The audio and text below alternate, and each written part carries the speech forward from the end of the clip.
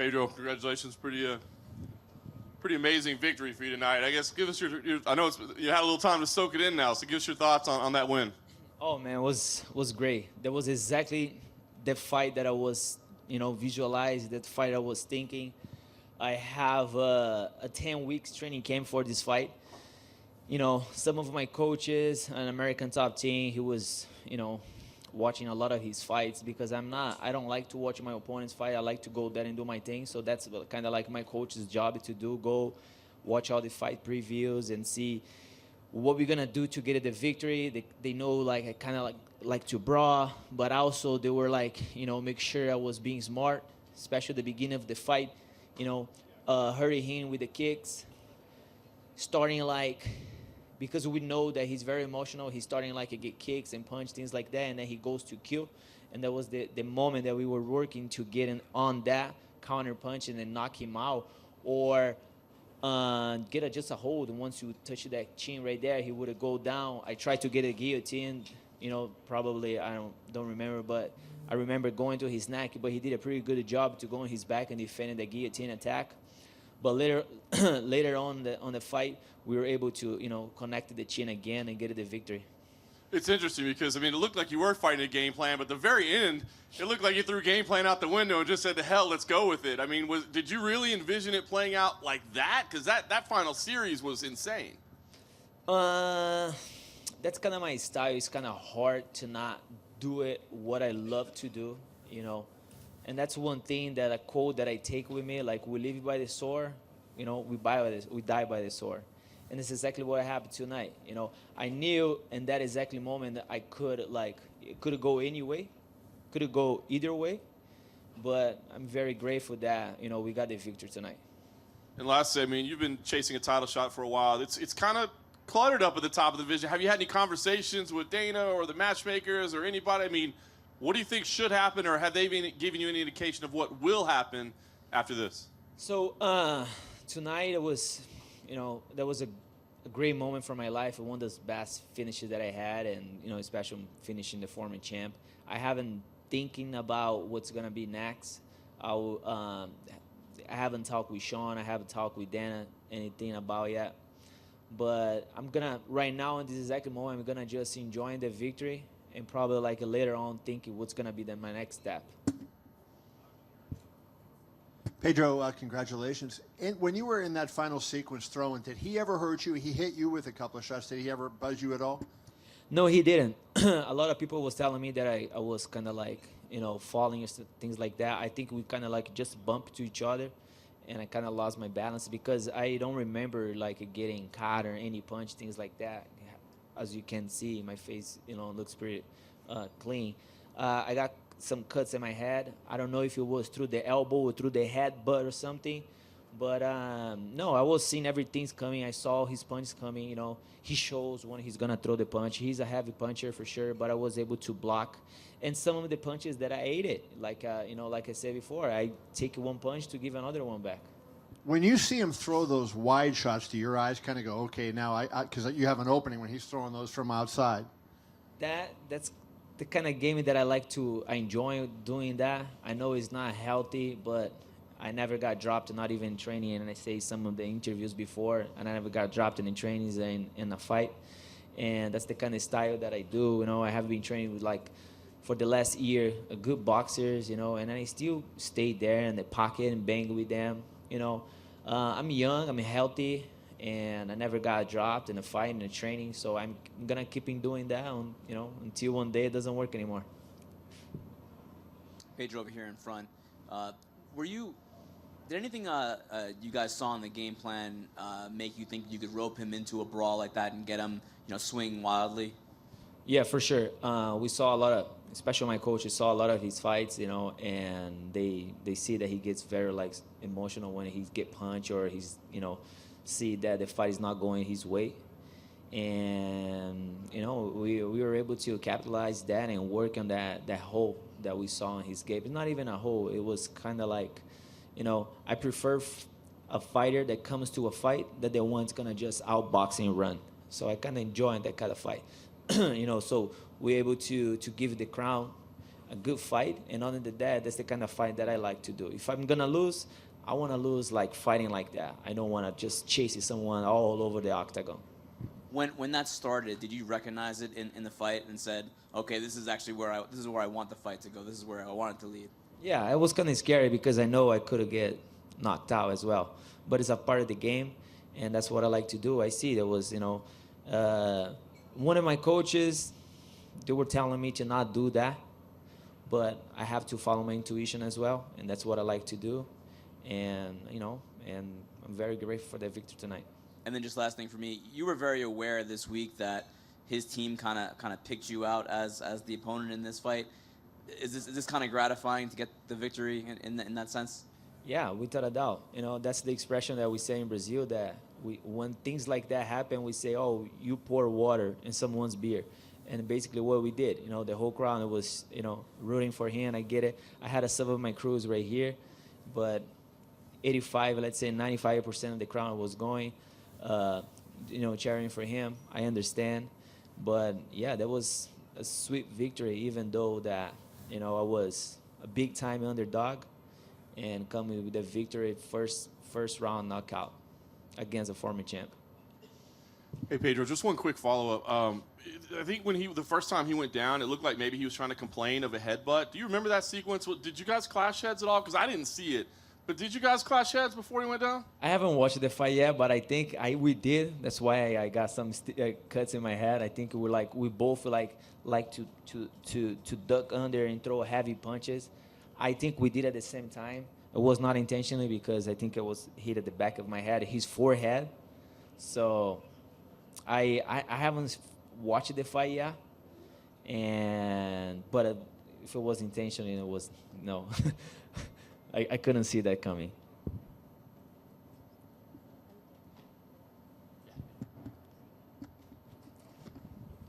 Thank you, guys.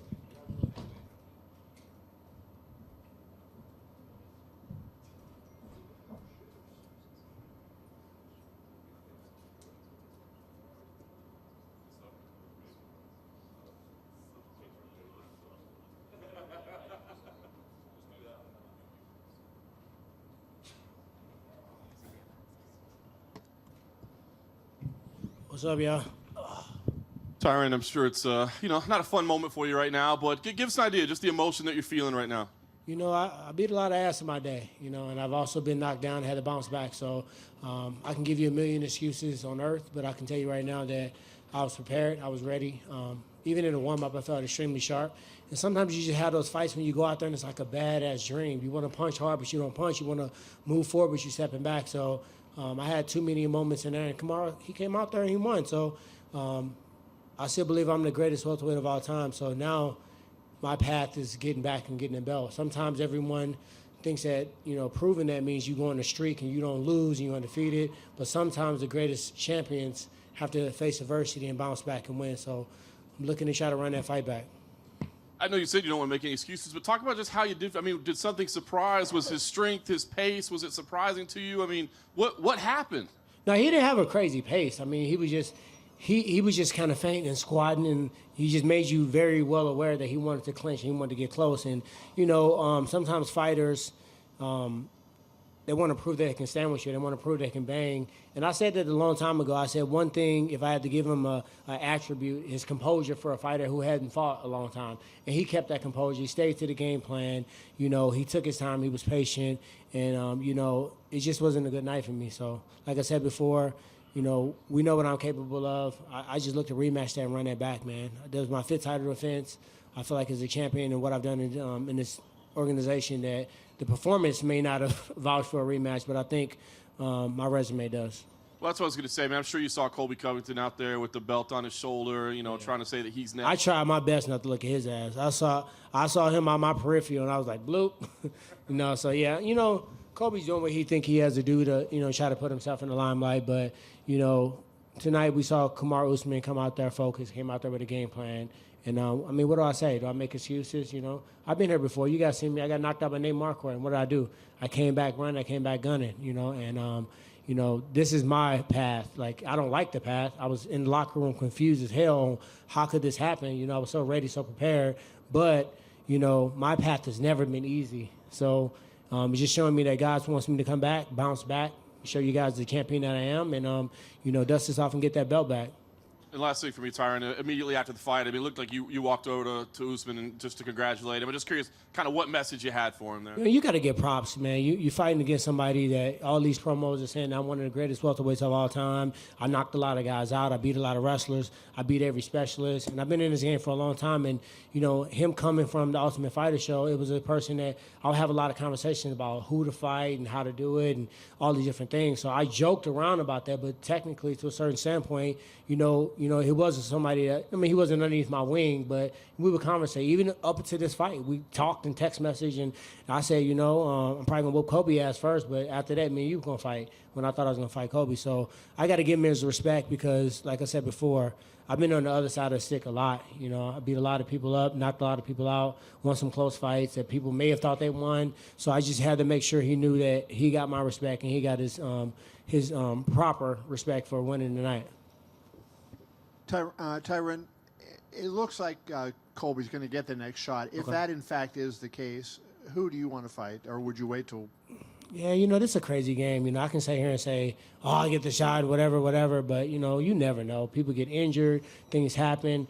Kobe might pull a couple more stunts and kick himself out the title fight. So I'm going to just be prepared. I think, like I said before, as a champion, as, you know, took out Robbie Lawler, who's, you know, fighter of the year twice, defending his belt 4 times, I feel like a rematch. You know, Kobe's been kind of sitting around and trying to call shots. So, but if that's what the organization wants to do, you know, this is their organization. I'm blessed to be able to fight here, make a living, and prove that I'm the best in the world. So, to be honest, I really don't have a person in the back of my mind. And I wonder, did this performance kind of remind you of when you fought McDonald? You know, where? Yes, I said that in the locker room. Yeah. It was a Roy McDonald fight. I was equally prepared for that fight. And it was like everything that I was telling myself to do, my body wouldn't do. I told my coach Dean, I was like, you know, I want to apologize to you guys because y'all worked so hard and I was so ready. I said, but coach, I'm gonna just be real with you.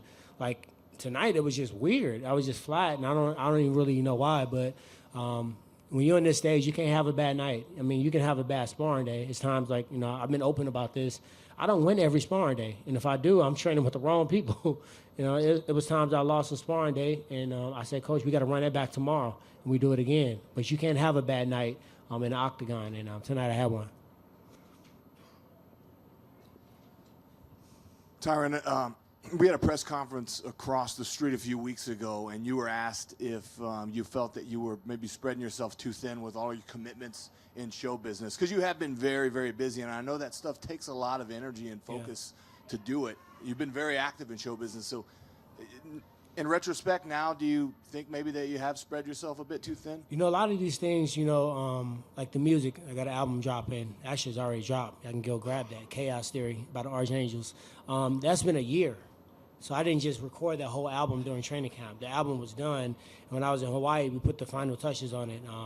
You know, movies take a whole year to come out. TV shows take 6 to 8 weeks. So when I get in training camp, I get in training camp. Yeah, you know, but it is something that I'll look back and be like, you know what?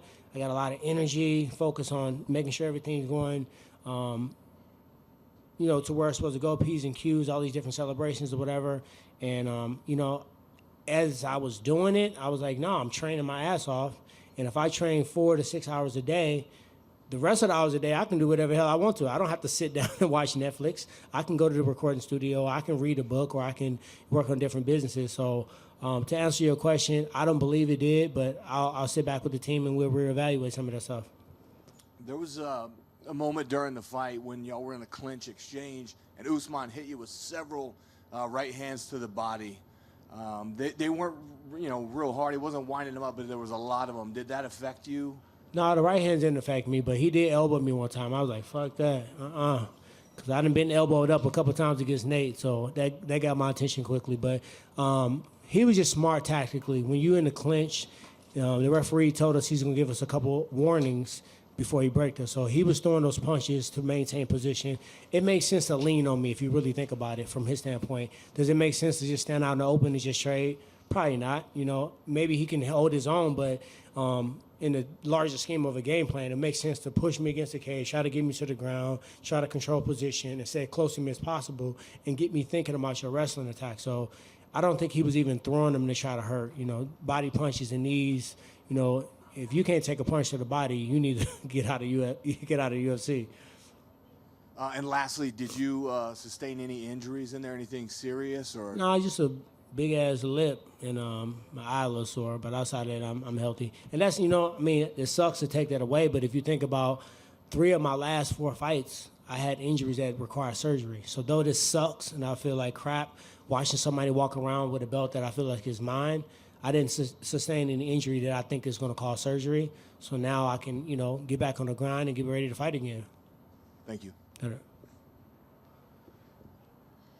Tyron, you said you didn't feel quite right in the fight, that things just weren't going the way that you thought they were going to go. When did you recognize that, and were you talking in the corner about making any particular adjustments? Yeah, you know, and I don't want to say that like I didn't feel right to make it seem like Usman didn't come out there and deliver. He came out and delivered. That's flat out, you know, and I just personally know, and you guys personally know what I'm capable of, and it was an uncharacteristic fight of me, you know, so I kind of knew early on, and, you know, sometimes when I start a fight, if I come out blazing, I come out with combinations, I kind of get in that rhythm, I stay in that rhythm. This time it was just something real weird. It was like, you know, he was dropping down and squatting all low, and it was almost like I was hypnotized, like, I know you're about to shoot. I'm trying to time when you do it so I can try to hit you with this uppercut. And then, you know, then I think I just got to the point where I was just kind of waiting on him to shoot. And then in fighting, you wait too long, you know, you might get the shot, but you might get some right hands, you might get a kick, you might get something else. And then I just really never got in a rhythm. And in a fight, especially one of this caliber, you know, you want to kind of set the precedence early.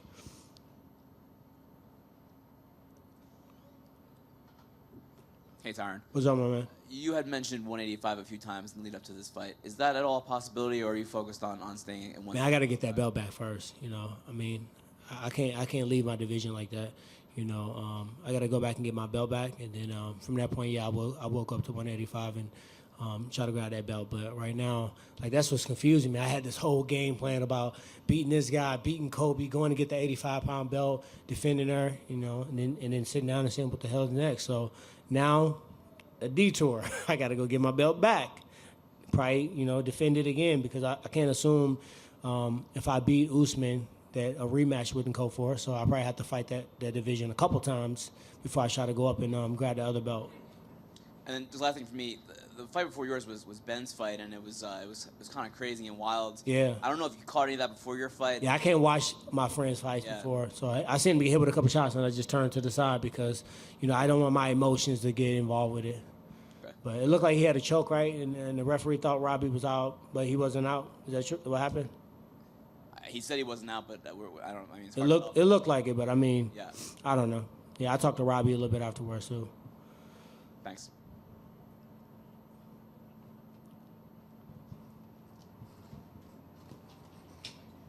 Hey, good. All right, appreciate you.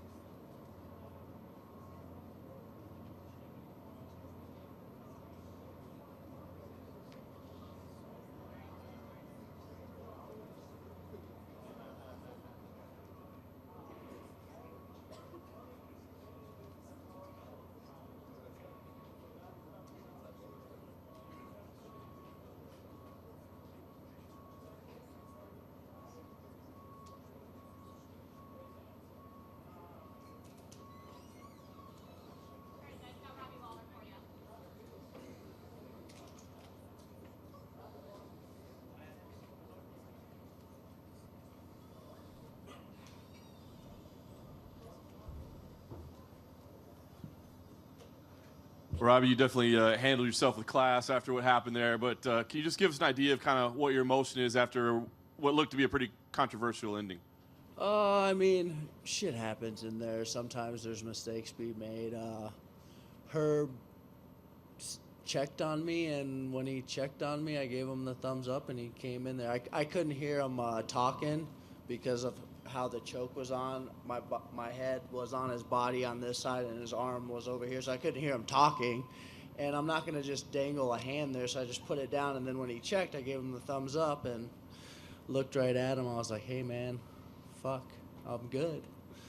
I mean, it happens. I mean, he's a hell of a ref. He just made a mistake.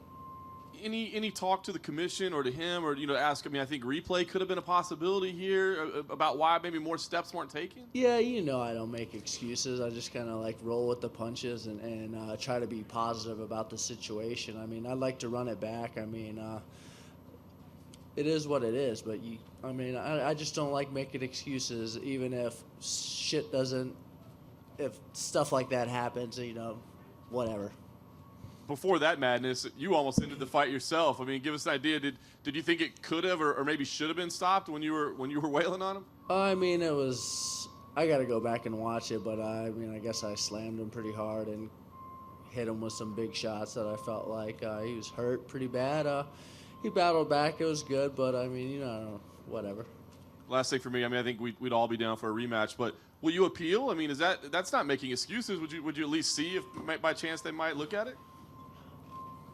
Is that not a Robbie Lawler thing? It's not really my thing, but I have handlers who will like kind of do that kind of shit for me. So I just, stuff happens in life. People make mistakes, and I'm not one to whine about shit.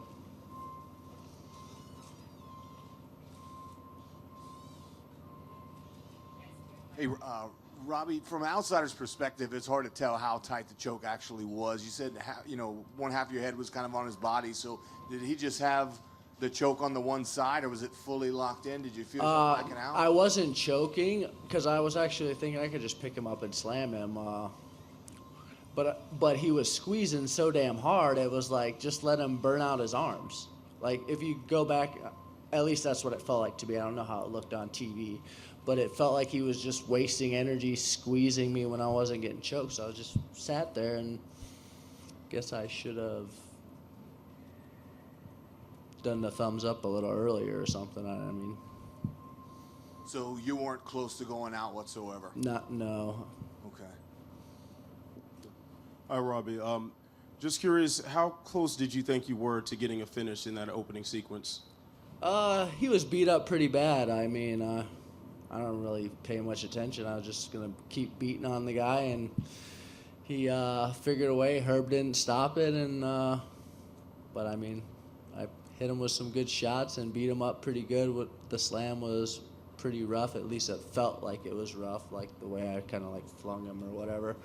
But I was landing big shots and landed an elbow, cut him up pretty bad. And it is what it is. And considering that you did come out the fight relatively unscathed, are you looking to jump back in pretty quickly? I'm ready to get back to my family and spend some time, maybe go on a vacation. But I'm going to get back to work on Monday and just start building. I like to run it back. We'll see what happens. I'm not sure what my Dave Martin's going to do and then what Dana thinks and what the commission thinks. But I'd like to run it back and do it again.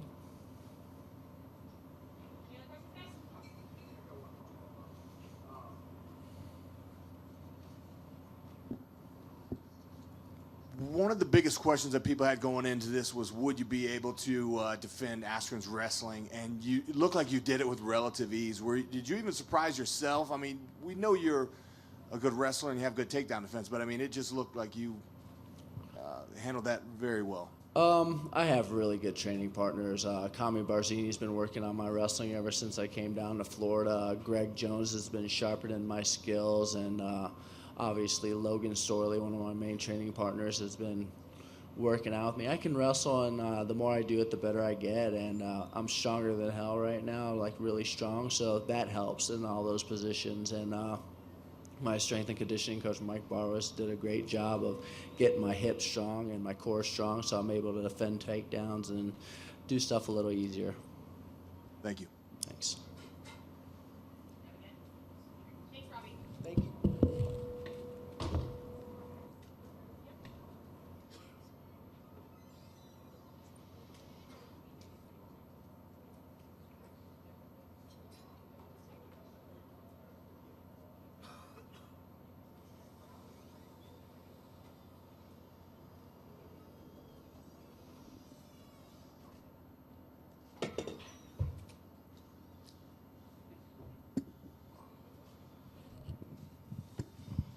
How's it going? And the long journey to get here. I know you didn't get the result you wanted, but still, I mean, main event, big time title shot against, perhaps the greatest of all time. You go the 5 full rounds. What's the emotion like for you right now? Just really disappointed. I don't know, man. I don't know what happened. I did exactly what I told everyone I wasn't going to do. I let John Jones sit back and beat John Jones. I don't know. I guess sometimes you just go in there. It's not your night, I guess, but that's just not good enough for me. I don't know. I just couldn't pull the trigger.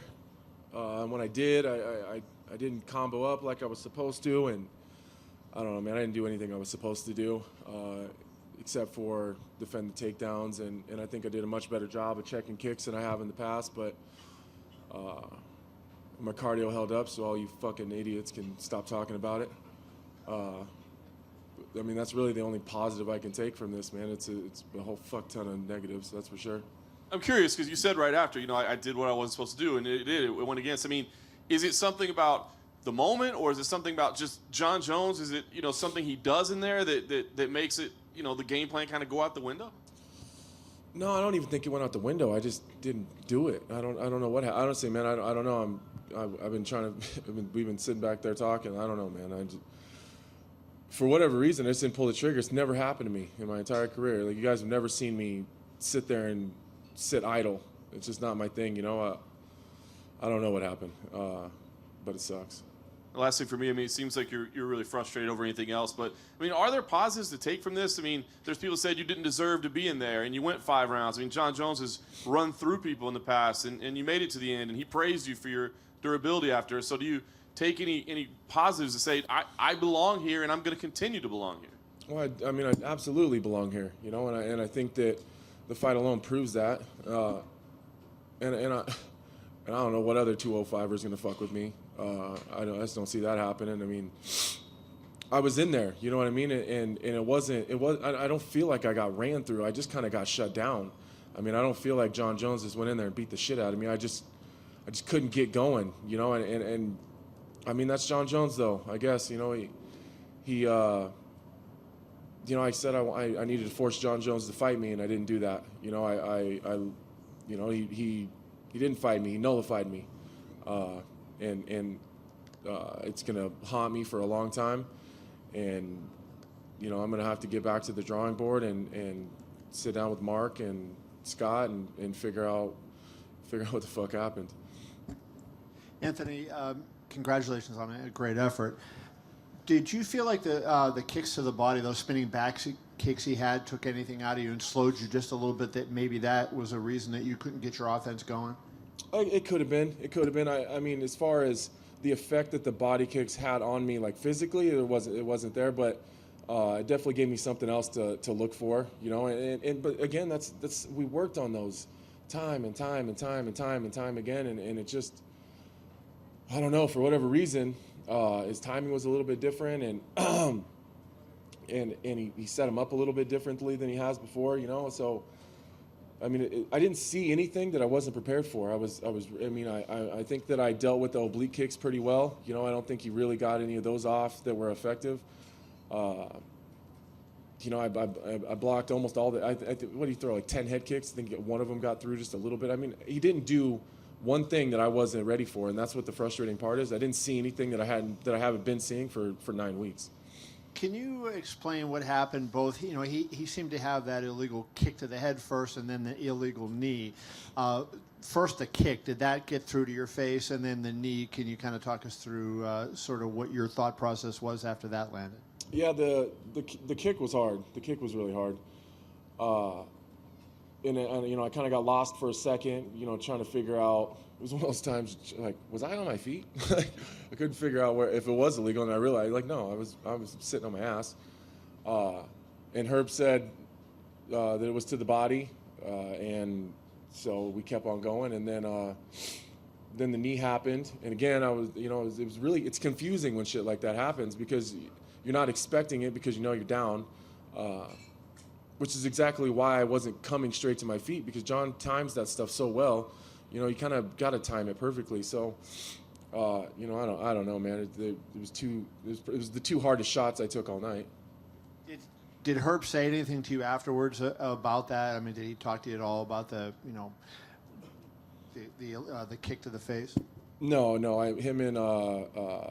I imagine him and Mark Montoya and Bob Bennett and those guys are going to have that conversation at some point in time tonight.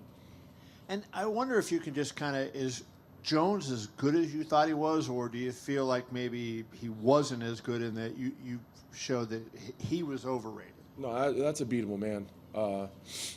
That I didn't walk out of there thinking, wow, he's a lot better than I thought. Or, like when Rampage lost to John and he stood there and said, like, this kid's for real, this guy's good, like almost laying out to John. I don't feel like that. I'm not going to take anything away from him because, he did a phenomenal job of doing what he had to do tonight. But that's I don't have the feeling that's a guy that I can't beat. I just didn't do. I didn't do anything I was supposed to do, and I still went, and I still was in there. It wasn't like he ran right over me and made me look like I was. I don't feel like I got embarrassed. And I'll be back. John Jones and I will see each other again. That's for sure. Because there's no one else in the entire fucking division that's going to do anything about that. I don't care who it is. There's no one else that's going to stop me from getting back to John Jones. Anthony, back here, all the way in the back. Gotcha. Just point blank, is John Jones a dirty fighter?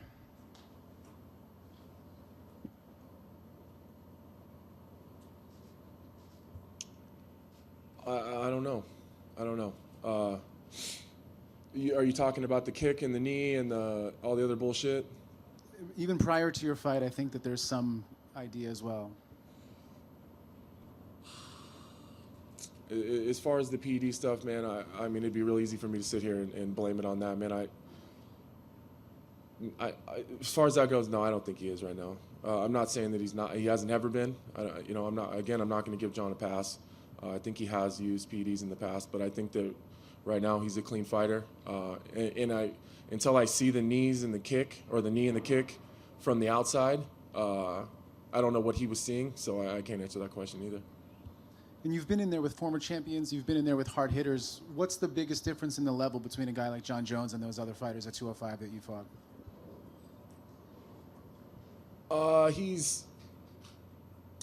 I think it goes back to his fight IQ. He's smart. He made a lot of good decisions in there. And he's I hate to just say it, he's long. He's hard to get to. He was harder to get to than I expected. But he was smart, man. He made a lot of good decisions, and he went back to the well on the things that worked, but not too many times to where you could start to time it or expect it or get a read on it. He's smart. He did a good job of playing his game. Anthony, right here. It sounds like you're processing this more as a loss, as perhaps some things that you weren't able to do and not so much of what John was able to do to you. And if that's the case, what was the missing link for you tonight? I'm processing it like that because that's how it happened. Again, John didn't do anything that I wasn't expecting him to do. He did every single thing I expected him to do. I just didn't do what I was supposed to do in response. And what was the second part of your question? Sorry. That was it. You just answered it. I said, what was the missing link then? Yeah, that's it. I didn't do. We had an answer for the oblique kicks. We had an answer for the head kicks. We had an answer for the front kicks down the middle. We had an answer for all the stuff on the cage, the elbow fighting. And I almost had to goad him into the elbow fight. He didn't want to. I had to let him do that to try to land my own elbows. And obviously that didn't work out that well, but. He did everything, and the only part of it that I really was able to nullify was the wrestling part of it. I just don't know why. I didn't do any of it. It's the most frustrating shit in the world. Anthony, what was your corner telling you during the fight? They saw what you were doing or what you weren't doing. Did they try to get you on track? Yeah. That's one of the most. That's why I feel so terrible. Is they're just frustrated too because we worked so goddamn hard on this and trained so hard and so many people sacrificed and Man, you know, just that I had to be offensive and I had to go. Like, you got to go. You got to fight him. Like, you can, you know, like, you have to go. And I don't know what happened, man. I don't know.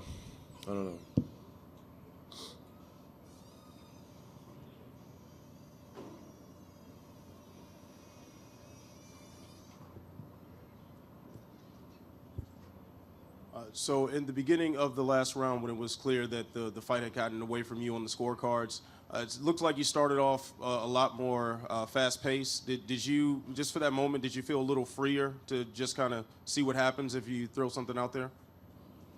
Yeah, that a little bit, but he started in orthodox that round, and I was having a lot of success when John was standing orthodox. And then he switched to southpaw, and then I had to back off a little bit because his rear side attacks from southpaw are really, really dangerous. So that was part of it, you know, and I was just trying to get going. You know, it was like I was trying to force myself to pull the trigger. I know I just keep saying I don't know. It's never happened to me before, you know, and I wasn't worried about what he was going to do back. I wasn't worried about the counter. I just couldn't go. I don't know, man. Maybe that's what happens to everyone with John Jones. Fuck, I don't know. But, you know, I mean, we'll get back and just figure it out.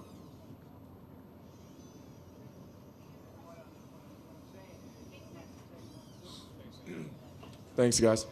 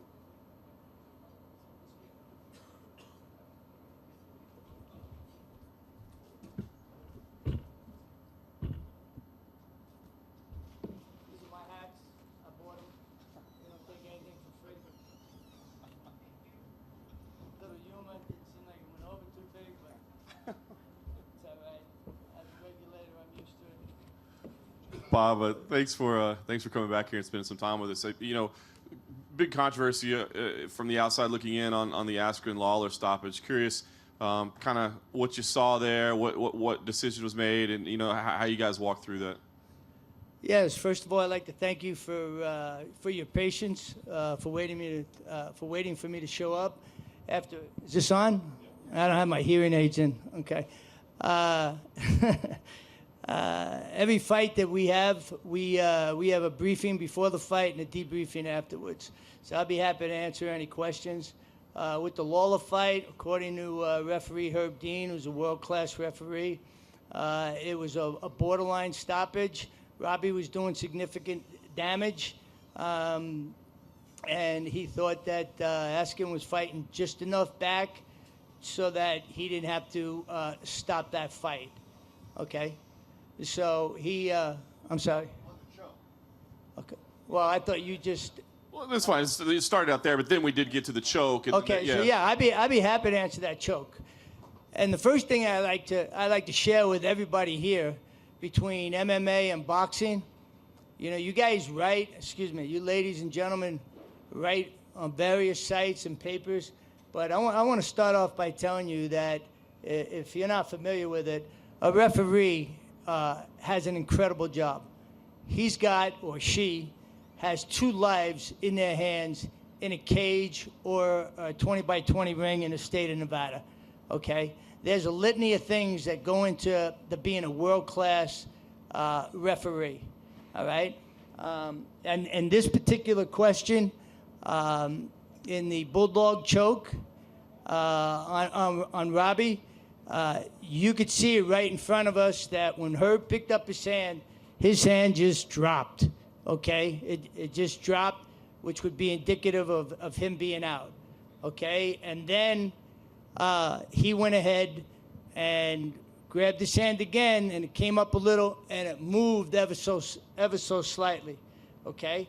There was no doubt in our mind that he was out. Whether, you can argue if you've ever been choked out, if you've ever been knocked out. There's times when you know you've been choked or knocked out, and there's times where you say, hey, man, what the hell happened? I mean, and I'm saying that I'm not a professional, was never a professional fighter, but I've had it happen to me because somebody asked me that tonight, and I thought it was kind of freaking inappropriate, but I'll bring that to the table right now. So with the Nevada State Athletic Commission, our number one priority is the health and safety of the fighter. In our pre-brief fights, I specifically instruct the referees to make sure we stop the fight one punch or one kick sooner than later, okay? In the interest of the health and safety of the fighter, Robbie's a phenomenal warrior. He's been in the business for quite some time. He was clearly out. If you were sitting where we were, which you were on the opposite side of where we were, and anybody that follows boxing knows that sometimes that can be critical in making a decision. And Herb decided to pull the plug and say he was, he was submitted. Now, Robbie, you may say, well, Robbie jumped right up and said, I won't repeat what he said, hey, what the fuck, man, I was good, or words to that effect. And then he and Herb had a conversation.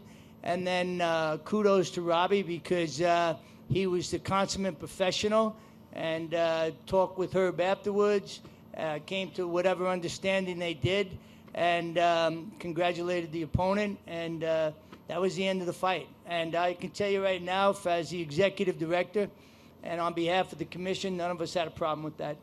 Bob, I guess the only other question I had in terms of that is that a situation where instant replay could have been used, or did you go to the replay at all? I mean, is that something where, because as you said, we were on the other side and couldn't really see, could video evidence have helped a little bit to make sure the situation was right? That's excuse me, that's a great question. In that particular instance, no, we didn't need instant replay. Herb didn't ask for it, nor did I think we needed it because it was like right in front of me. And when, you take a look at his arm, it was, it was like a no-brainer from where we sat. Now, I'm not a ringside physician. I don't have any medical background. Could he have come back shortly after and oxygen got back to the brain? He was out, and then all of a sudden it came back? Sure. But when you see that arm just drop, hey, man, it's just not worth it. It's not worth it for us, for the fighter. And instead of saying we're customer service oriented, we're fighter service oriented. And, our actions speak for our words. We obviously wish Robbie continued success. And, it was an unfortunate situation because he was tuning up Ben pretty well. Well, in my opinion, pretty well. Right. He got lucky. Well, we'll see. You ask for bigger and better opponents. I'm sure they'll get it. And we wish you continued success, too. And I take nothing away from you now that you're sitting over there. I better be careful. No. Bottom line is what I said is really what I said. And, now that he's here, I'll give him kudos because he really did weather the storm. And I'll tell you right now, all of you, this is exactly what we speak about in our debriefings. We're very fortunate here in Las Vegas because all the officials stay here. We fly them in. They don't have to drive 2 hours after the event. And we stay here and we go over what we did right and what we could have done better.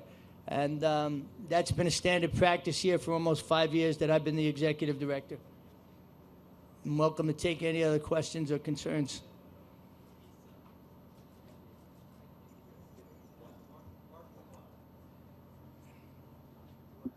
Hey, Bob. Right in front. Sorry. Told you, I'm my hearing aid. Been around too much gunfire in my life, so be careful. Now, go ahead, Mark. I just want to get a clarification on the replay rule in Nevada. Now, correct me if I'm wrong.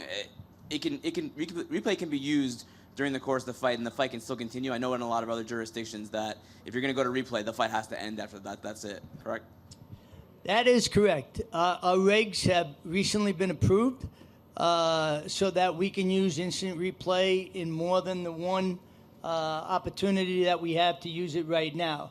We will be putting a list together, that would be in favor of the fighters of when we want to utilize instant replay, so that if fighter A really damages fighter B, we don't give fighter B too much of a time to recuperate when we take a look at the replay. But we will fine tune that, and I'm authorized to do that, as is the chairman or any other commissioners, and that's something that we will be doing with boxing as well. It's a wonderful tool. Every other sport uses it. We're going to be using it more often. Just as a quick aside, a couple of years ago at the Hard Rock at the DeGale fight, unfortunately one of the referees thought it was a punch that caught DeGale in the eye, and it turned out to be a headbutt. And when he walked by me, I said, "Hey, it was a headbutt, right?" And he goes, "No, it was a punch." And it was probably a poor question on my part, but it really rocked my world because it was clearly a headbutt, and DeGale was making a comeback. This was a big fight for him. I'm going, man, if we get this wrong, it's just unacceptable for this fighter's profession, and this is not what we get paid to do. And fortunately, Mr. DeGale weathered the storm, and he ended up winning the fight, even though he retired, a about a month ago. Say, Kev. Last week. All right. Bob, in the main event, when Jones struck Smith when he was on the ground, when Herb was deciding the penalty, he stopped and watched the monitor. He watched the overhead replay of the incident. Is that encouraged? Is that part of regulation? How does that work? Another great question. Based on the fact that our regs were just recently approved to utilize instant replay, and we don't have a standard operational procedure for them, I spoke with the referees about it prior to the fight, and I said, hey, you got something that comes up, you're not sure if it was a headbutt, a kick, a knee for a grounded opponent, let me know and we'll go to the instant replay. So in that particular case, I had already been speaking to the people in the truck so that we could make sure we got it right back, and got the information I requested right away for the referee, and that's why it was implemented tonight. It might have been somewhat awkward, but when all is said and done, as far as we're concerned, it's in the best interest of the fighter, and that's why we're here. I hope that answered your question, Adam. So, Bob, right here. Thank you. How you doing, Bob? All right, Lance. Hey. Can you explain exactly what happened? So it has to be an intentional thing for the fight to have stopped and be ruled a DQ, or what exactly was the ruling based on with the 2 points? Okay, Herb, make a long story short, because there's other things I could speak about, but, Herb thought that was an intentional foul. He believed that, Mr. Jones had several techniques that were borderline.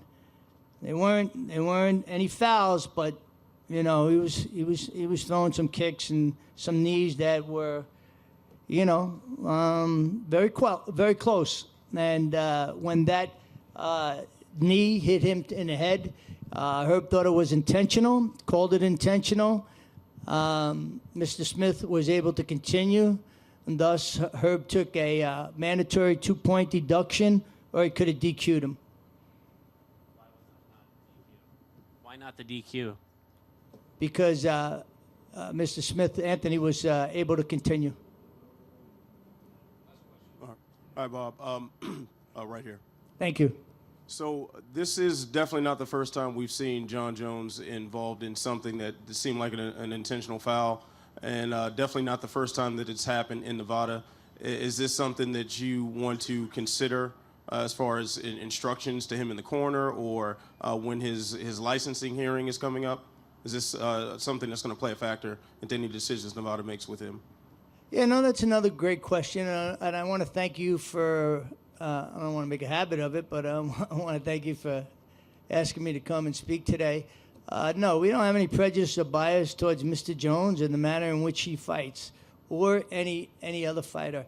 I can assure you on the championship fights that either myself or the chief assistant, Jeff Mullen, tonight when we had 2 championship fights, we go into the dressing room and we go through the pre-fight instructions with the fighter, with the referee.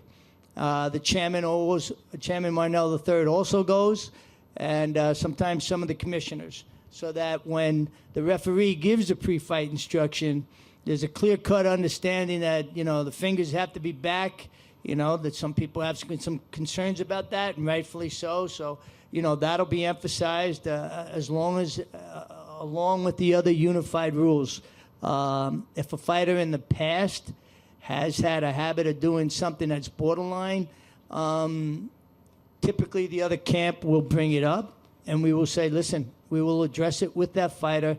Right now, we're addressing the same unified rules with you, and if that comes up in the fight, we'll address it at the fight, during the fight, excuse me. Does that answer your question? Thank you. Anything else? You sure you don't want anything? I'm so excited. Yeah, I think so. Yeah, you're looking for somebody bigger and better, huh? It's definitely not me. Thank you very much.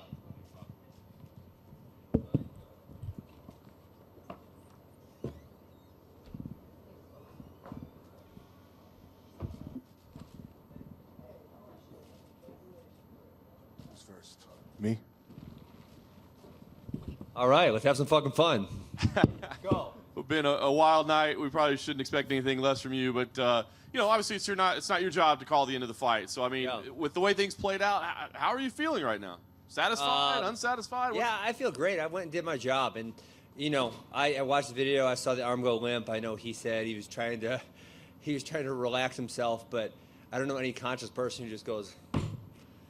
I mean, right? This doesn't happen. So, but that's not my job. And to what Mr. Bennett said, they tell you in the pre-fight room, if I'm saying protect yourself, protect yourself, protect yourself, you have to give me something. And he said he couldn't hear me, but there's definitely nothing. My arm's here, so there's definitely nothing over that one ear. You definitely took some damage early on. Absolutely. I mean, give us an idea of how you felt in there. Were you concerned that the fight might be stopped the other way? Yeah, I really wasn't even thinking about that. You know what? Actually, my initial entry was pretty beautiful. I had single leg to a drag, kind of almost took his back, and then where it went all wrong was he got his arm out the side, and he's really freaking strong, and he went up and down really fast. I wasn't able to reposition myself before the fall, so I fell on my head. And not only did I fall on my head, then he had my wrist trapped. So then he was unloading punches because my wrist was trapped. I couldn't get out to defend myself. And it took me a few minutes to get that squared away. And once I got it squared away, I think I didn't watch this part of it, but I believe I got into some type of half guard, popped up, put him against the cage, eventually got a takedown, and then the choke. He came in a little earlier and handled himself with class, but did say he'd really like to run it back. Considering the way it ended, would you be open to a rematch? Not really. I mean, I didn't really want to fight him in the first place. I like Robbie Lawler a lot. What's the point? Right now, I got a plane ticket to London. I heard they gave Colby Marty, which that's kind of annoying. Nobody likes Colby. Just get him out of here, please. I thought he was getting traded or something. So I'm going to go to London. Till versus Masvidal, that's like 3 versus 6, 3 versus 7. I think the winner of that's probably going to be top 3. And that's who I'd like to fight. Right here, Ben. Yeah. You tweeted some comments a couple hours ago, about 2 hours ago. Yeah. Can you clarify what you meant by that? Absolutely. Man, if I would have fought like that, the arena would have booed me out of the place. I mean, how many times did they get broken up because of lack of action? And obviously, on Tyron's end, as a competitor, Tyron needs to let his hands go and get it going. But as far as Marty's concerned, he was just pushing him into the cage when he was on top. Wasn't really doing much. And that's like something I've got criticized excessively for in my career. And I've never held anyone against cage for a while. So, I didn't really like that. Ben, obviously, I understand there's some bias involved.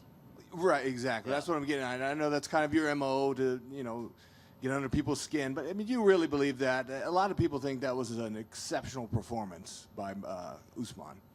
I don't know, really? That's not what I felt when I was watching it. I felt that Tyron didn't let his offense go. That was what I felt when I was watching it. I mean, really, Kamaru, Marty, whatever his damn name is, you know, he pushed him against the cage. When he got the takedown, so it's not like he progressed anywhere. There was the one segment in the 4th round when they really both kind of let it go for about 30 seconds. And, you know, besides that, how many breakages? You tell me how many breakages were there due to lack of action? I think 4, 5. There were a couple that felt that they were unwarranted, though. He was in a good position when the referee broke it up. But he wasn't doing it. You have to do something. They tell you that. You got to do something. You can't just push. We just spoke to Robbie a few moments ago, and he said that he wasn't anywhere close to passing out or tapping out. You're the one that had your arm around his neck, though. Yeah. How tight was that? Do you feel he would have been able to get out of that position? I mean, he wasn't getting out. It was just, could I squeeze him out before the end of the round or not? You know, I mean, I wasn't letting go of that, and I got a pretty tight squeeze. Thanks. Yep. Ben, after everything that was going on, how does this win rank among all your wins you've had, given how long it took you to get here and all the shit that was talked over the years? It feels good. Feels really good. But yeah, I keep saying this. Every fighter's only as good as their last performance, right? You have a great performance, everyone thinks you're the champ. You look like shit, everyone tells you suck. And that's, you know, so it's about stringing a lot of good ones together. You know, the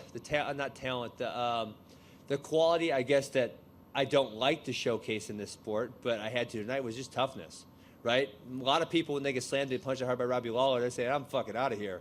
They'll roll over, they'll give up their back, and they'll get choked out. But that just wasn't going down like that. I was going to keep fighting and fighting and fighting until I got what I wanted. So, you know, I think I showcased some toughness. I faced some adversity, and I haven't really faced a lot of that in my career. I've been so much better than people that I haven't needed to show that quality, which, you know, I'd probably prefer it to be that way. But if I got to show some toughness once in a while, that's probably a good thing. Does it take away from it? You know, it's a good night for you, and you got a lot of, you know, great coverage this week, and then you have your friend lose the title. I mean, does that take away from your own personal stuff? Yeah, that was sad. You know what? I was really disappointed with the UFC staff. I thought I had it cleared on Tuesday that as soon as I got done with my fight that I would go out to the cage. They said no problem. And then I tried going out there, and they stopped me. They wouldn't even let me go in the arena, and I was really disappointed by that. I mean, if you don't want to let me in the corner, fine, but find an effing seat for me somewhere a couple rows back where I can watch one of my best friends perform. I was really disappointed by that fact because I thought the issue was handled ahead of time, and I didn't foresee that becoming an issue. So I rushed back. I skipped stitches so I could go out there with them, and then they stopped me, and I really didn't like that. Who was it that stopped you? Because I just had seen somebody in the back tweeted Yeah. the commission stopped you, not UFC staff. Well, it was probably the UFC. It was Dean, which, you know, I really like the guy. He does a great job. But I specifically talked to him about that issue. I said, I'm fighting right next to Tyron. I'm going to get done. I'm going to hustle back. I'm going to be in his corner. And he said, hey, that's not an issue. You'll have time. They're walking from different corners. Bam, bam, bam. Okay, cool. You know, I didn't. They say good. I don't think about it. You know, I didn't think about it again. I got other stuff to think about. And so then when I hustle back, I skip stitches to be in his corner, and they're like, nah, you're out. And then on top of that, they're not even like, okay, you can't be in his corner, but let's find you somewhere to watch it a couple rows away. You know, I was just kind of disappointed by the whole process. And, you know, I understand there's rules and stuff here, but I thought I did my due diligence in taking care of that. And my last question, had you been in his corner, would you have been saying anything through, you know, would you have been able to give advice to him? Yeah. Would you have been able to make any kind of tangible impact other than just being there for moral support? You never know. I mean, you're right. I coach a lot of kids, right? My brother and I run 3 wrestling academies, and you just never know. Sometimes it's not always me, what someone's going to say that's going to make something click. And, you know, the one thing that Tyron's main weakness, which it showed tonight, is his need for perfection, right? He kept looking for that perfect punch, and Marty just kept pressing forward, and the perfect punch didn't come. But at some point, you just got to let it go. And so I know, if I'm in the corner, that's what I'm going to say. I'm tired. Just let your hands go. Punch him in the face. You know, it's not that hard. Hit him. And that's what I would have been saying to him over and over and over again. You know, would that made a difference? I'm not sure, but I would have liked to have had that opportunity. And, you know, like I said, I felt like I did my due diligence earlier in the week to take care of it. And I guess next time I'll be more prepared. Hey, Ben, over here. Yeah, what's up? Dana said backstage just now that he wants the rematch with Robbie right away. Yeah. Any reaction to that? I pass. Yeah. I mean, if that's the only thing they offer, I mean, is that? I guess we'll have that discussion. Yeah, like I said, I'd like to fight the winner of Till Masvidal. I think that makes a whole lot of sense as far as the division is concerned. And, like I said, I didn't really want to fight Robbie in the first place. I didn't like that matchup. And so I told them yes the first time without a hesitation. First time they proposed it, I said, okay, let's go. Did that. And then last thing for me, yesterday at weigh-ins, you went to shake Dana's hand, and yeah, that was he put his hand out, and you didn't shake it back. What was that all about? That was my social cluelessness. I did not see him offer to shake my hand, and so that was my bad. That was like no disrespect intended whatsoever. I just didn't realize it. You were saying something to him too. Yeah, of What course. were you saying? I'd like him to push back a little bit, give him some shit. He can give me some shit back. Well, now maybe you have that opportunity with this possible rematch. Well, I was hoping, yeah, whatever. Thanks, Ben. Yep. Hi, Ben.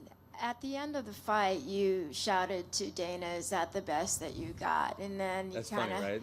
You're a funny guy. We know you're a funny guy.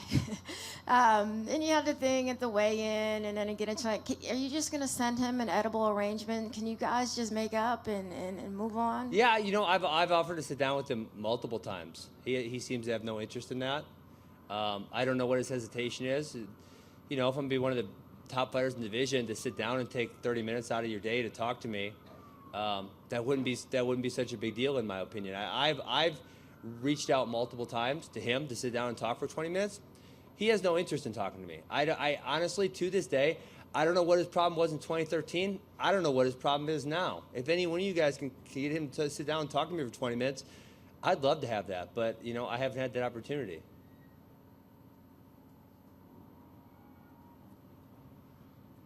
Anybody else? All right. Thanks, guys.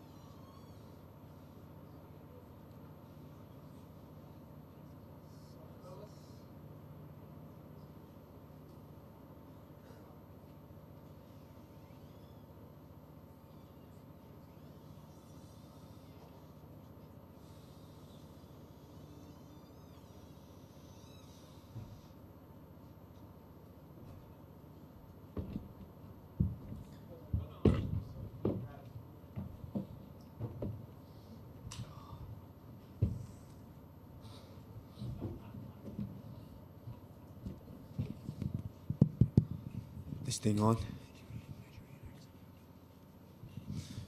Cameroon. Oh man. First thing I want to say, Assalamu alaikum, alhamdulillah.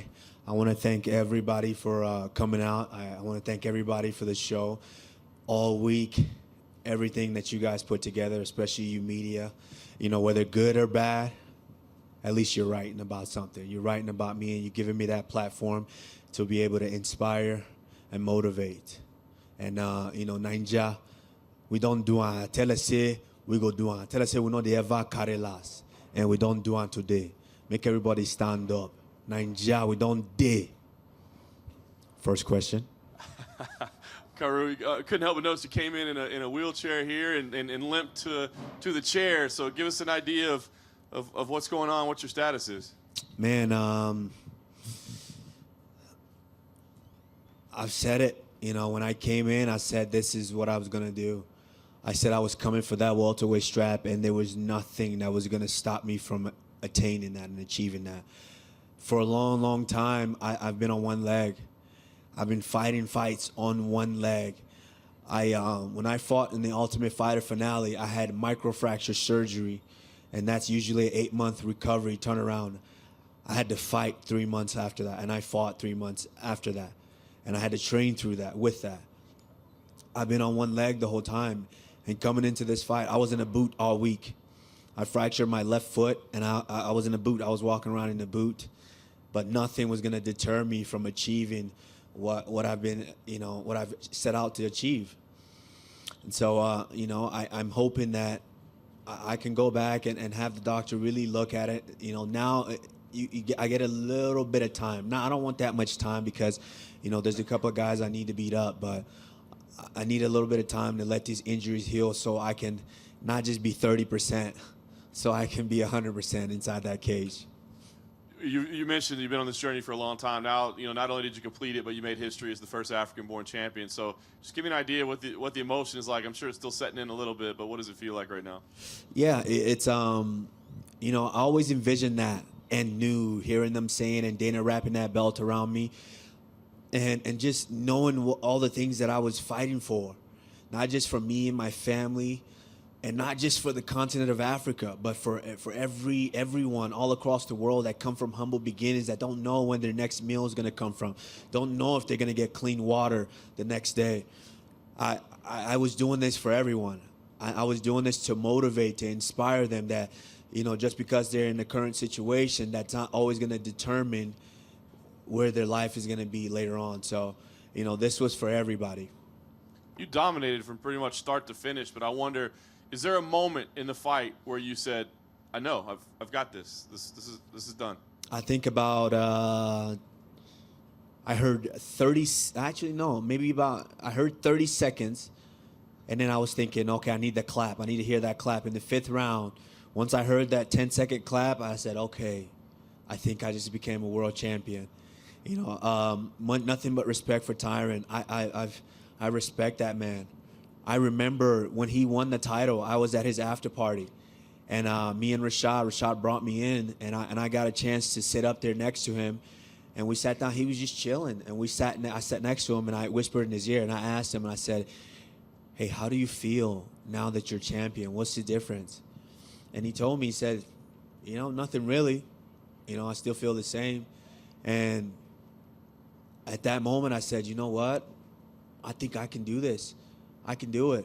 I mean, Rashad has been pouring into me the whole time, telling me that I will be able to do this. And, you know, you say it. I said that, you know what, I'm coming for that welterweight strap, but I didn't know exactly how I was going to do it. You know, I'm a math guy. Okay, that's the answer. This is the formula. Now we got to work out the problems in order to be able to get there. And, you know, tonight was my night. Last thing for me, I know you want to heal up first. It takes some time to address that, but I'm sure you saw Colby Covington cage side. I mean, is that the right fight for you? Can I curse up here? Rematch. What's that? Can I curse up here? Of course you can. I want to fuck that guy up so bad. I can't be in a room with that guy. I can't be in a room with him. It's like, I just can't. And, you know, I can't wait to be healed up and really get to put my hands on him. You know what? That's one I'm going to enjoy, brutalizing him. Kamaru, congratulations.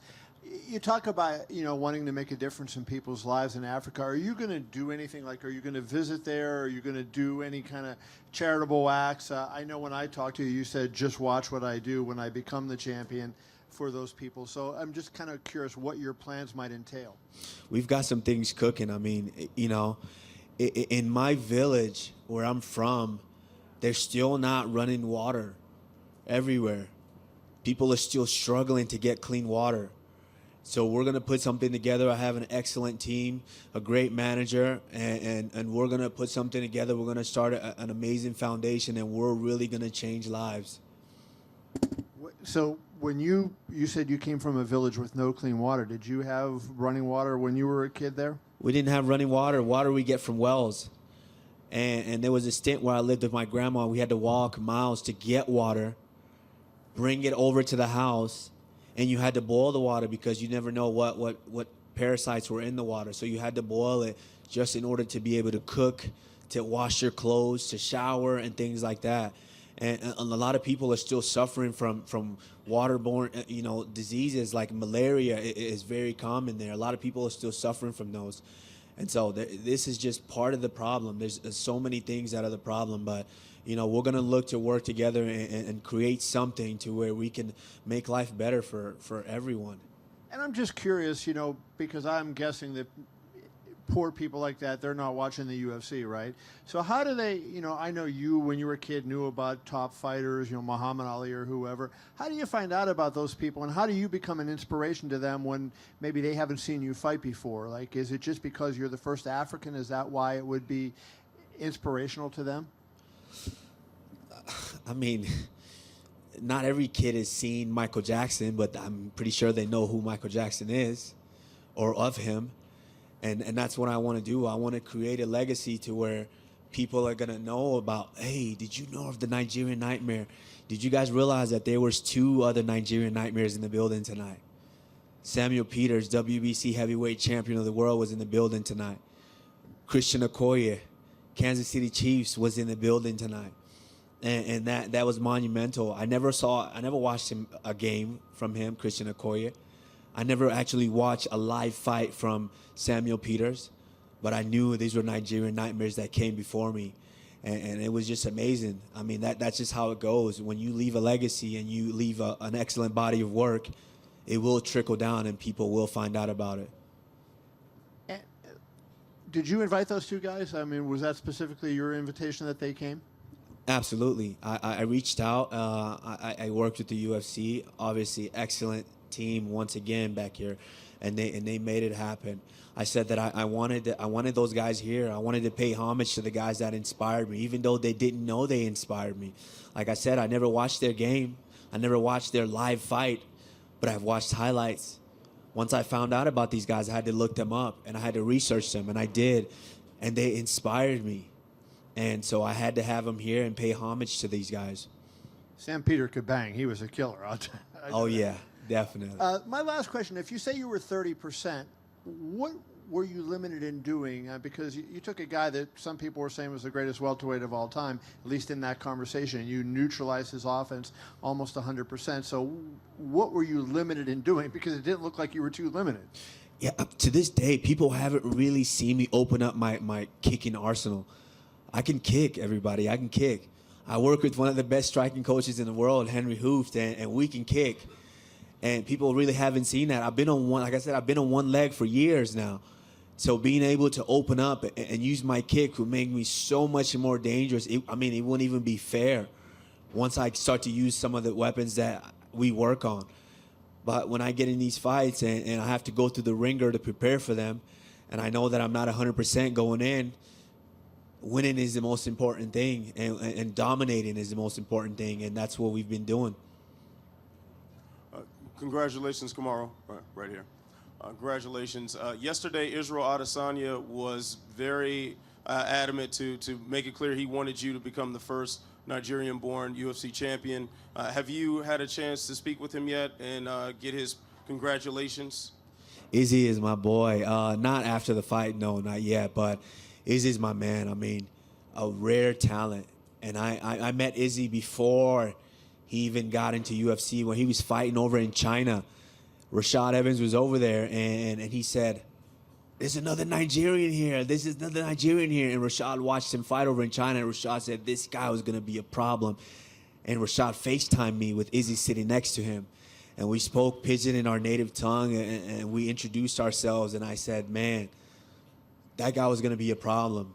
And lo and behold, the next year, he comes to our gym to help Vitor train for John Jones. That's when I watched him train, and I said, this guy's going to be a killer. And here we are now. And back-to-back months, Nigeria can have 2 champions. Of course, he has a tough fight because Kelvin Gastelum is no slouch. But where have you ever seen that done? You know, coming from humble beginnings like we have, Nigeria, Africa could have 2 back-to-back champions in just months. And not to mention, Francis Ngannou is staring at that heavyweight title right now. So, you know what? I've said it, 2019, we might possibly have 3 West African champions. Kamaru, you've had Rashad with you all week. What's it been like for the roles to be switched between the two of you? Instead of you being in his corner and helping him train, now he's been behind you. Well, I mean, you got to kind of really ask him because I don't know. Rashad is in this transition to where he's transitioning out from being that badass dude that I came into the sport knowing. He's still that badass dude to me. Sometimes I feel like because he's so humble. He's so humble to where sometimes I feel like he doesn't even realize it. And I'm like, I look at him and I'm like, you could still fuck guys up. Yeah, you had a little bad stint here, but you could still kill these guys.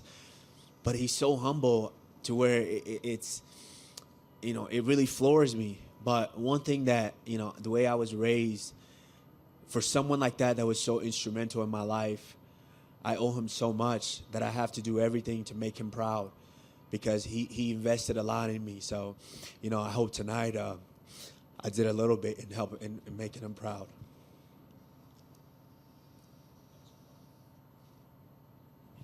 Thank you, guys. I appreciate it. All the good, the bad, everything you guys write, I appreciate it. Thank you so much.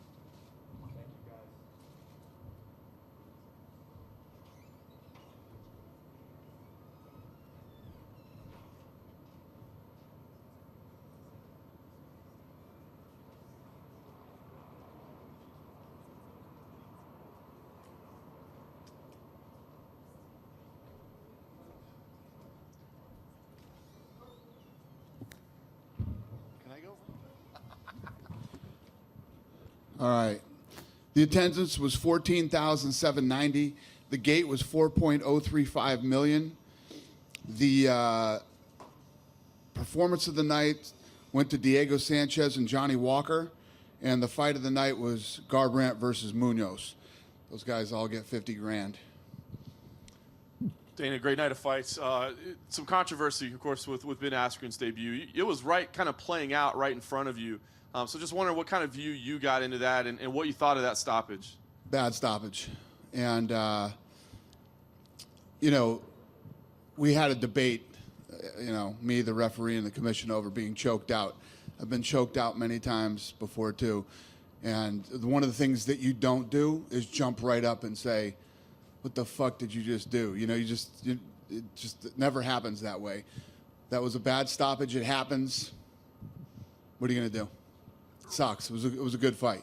I would say we've talked to both guys. Robbie said he'd love to run it back. Ben said he passes. He said he didn't want the fight to begin with. He took it, but he doesn't want to do it again. He'd like the Till Masvidal winner. and I think he said he's going to London as well. So He'd like the what? he'd like the Till Masvidal winner in London. We want to do the fight again, so we'll figure it out. Sounds good. Kamaru Usman, new champ there, looked pretty incredible tonight. Curious what you thought of his performance this evening. Yeah, I mean, you guys were there at the press conference. Woodley said, "What are you going to do to me? I do everything better than you do." So, and I told you guys after the RDA fight, I respect RDA a lot, and I use him as a gauge for guys when they're coming up. And he looked so good in that RDA fight. I knew after Colby turned down that fight that I wanted to do the fight with Usman. You walked over to Colby with about 2 minutes left in the fight. Obviously, he was caged with his belt and all that. I'm curious what the conversation was with 2 minutes left in the fight. What you had to say to him? No, there was just when there was a lot of ruckus going on over there in his area. He almost got into it with Mama Woodley at one point and everything. That was like the third time I'd gone over to him that night. So I just told him, listen, you're going to get this title shot. Don't fuck this up. Just relax. You and all you guys relax. If anything goes down, let our people handle it, and we're going to take you in the back in a little while here and do some interviews. That's all I said to him. So that's the fight to make then. Yeah. And lastly, let's ask about John Jones. I mean, it didn't get a finish, but he had a dominant performance. Almost got disqualified. So I'm just curious what you thought of his performance as a whole, and if you had flashbacks of Matt Hamill or something when he's got. Yeah, it's always difficult when somebody does that. But it's a weasel move if you try to weasel out of the fight if you're not really hurt and try to win the fight that way. You didn't win the fight.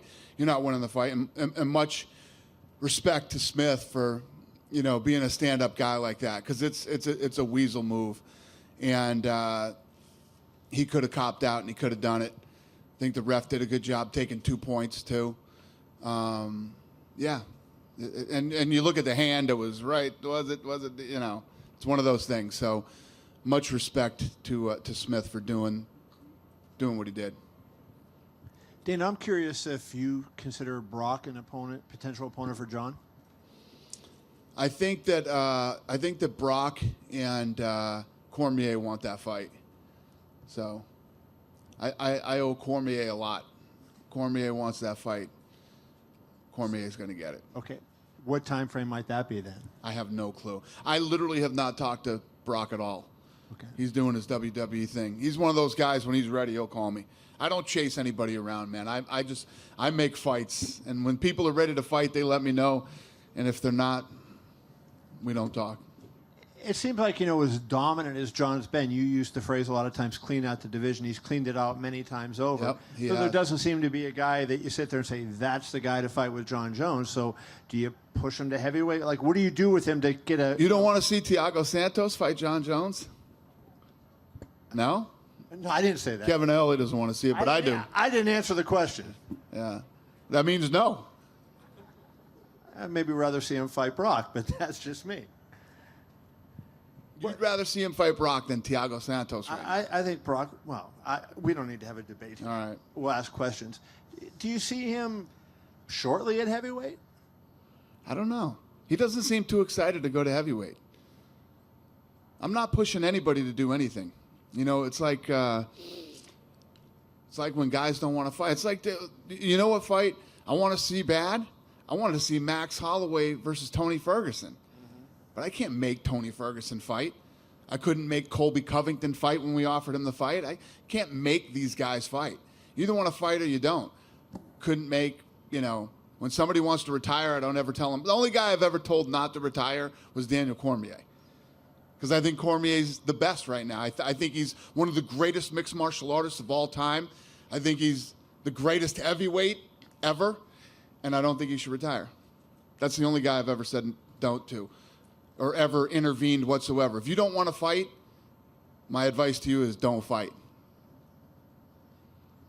So, and with John, he's that kind of guy that it seems like he's such a big star that he rises to the occasion, knocking out DC and the thing. And so that's why I say, No, you're right. I'm not sure how he would view Santos, but I know how he would view Brock Lesnar or DC. Yeah. And that's why I say. I love the Thiago Santos fight. I love that fight. I would love to see him versus John Jones. The Brock fight is Cormier's. When Cormier's healthy, that's his fight. And plus, Brock has WWE obligations right now, or believe me, he'd be calling me. So that's the fight to make. I don't look at these fights like, I look at the ones that I have. What do I have available right now? So one you have available is Ben Askren. The one thing is I just don't understand. He said you won't talk to him. Why won't you talk to him? Oh my God, this is crazy. So he just it's said like Colby Covington thinks I hate him too. I don't know what I do to make people think I hate him. I don't hate these guys at all. I don't talk. Lene, did I not talk to Ben Askren in the back hall when we were walking out for the thing? It's crazy. He said he wanted to talk to you for a half an hour and you wouldn't give him 30 minutes of your time. That dude's nuts. He got punched around a little bit tonight. Did he say it after the fight? He said that right? Yeah, he got punched around a little bit tonight. That's crazy. He's never asked me for 30 minutes. Okay. Ever. And then I've never, ever turned down a fighter that's asked me, can we talk? Never once have I ever turned down a fighter. Even Tito. It's true. Never done it, ever. And then lastly, Usman came in and talked about, just trying to make an impact, using his platform as the world champion to, help people in Africa and whatnot. Do you think he has that kind of, ability to do that, to like make a difference? And will MMA become more of a sport in Africa with you have 3 African fighters that are very big stars in the UFC? Do you think that Africa could be a place where you start to see more fighters come from? Absolutely, yeah. No, I mean, these guys were telling me that the level of talent out there is insane right now. Israel was saying, when you go there and you see these kids that are there, and I imagine, because you guys know, most of you guys have been in the fight business all of your lives, and any places that have poverty, some of the hardest people in the world come out of there. So it wouldn't surprise me. And I think the fact is that, probably up until 10 years ago, they probably didn't even know what MMA was. Hey, Dana, here in front. Curious, what do you make of Johnny Walker? 3 KOs in the UFC. The only time he gets hurt is in the post-fight celebration. Yeah, this kid's awesome, man.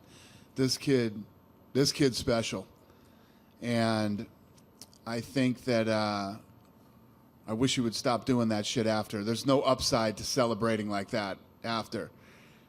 The kick worm or whatever the hell that thing is that he was trying to do. It's just unnecessary. You don't need to do it. What you did already was impressive enough without the kick worm. I'm hearing that he's okay. I'm hearing, because it's all I've been terrorizing the medical staff about tonight. They're going to wait till Monday to get him an MRI because he said he was fine. All the symptoms look good after the fight, so hopefully that's true. He keeps saying he wants to wait a good amount of time before getting kind of thrown into the top contenders, but This guy wants to fight. This guy wants to fight every weekend, which I love. When you are a rising star and you have the talent that guy has, staying active is the best thing you could do for your career. So, I don't know. We'll see. Yeah, we're not looking to throw him in against anybody serious anytime soon. Getting back for a second to Ben Askren, outside of the other stuff, was there anything in the cage that impressed you, or what was your thoughts about him actually, his performance? About who? Askren. Askren? Yeah. Well, obviously Askren's tough as nails. Lawler hit him I mean, you guys saw him after. He looked like he got hit by a bus, and that damage was done in the first few seconds of the first round. And he came back. I don't agree with the stoppage, like I said earlier, but it happens. These things happen, and he's a tough guy. Yesterday, he came over to you at weigh-ins before the face-off, and you extended your hand to shake his hand. He didn't shake your hand. He was saying something to you. What was that? It was a very strange interaction you guys had. What was that all about?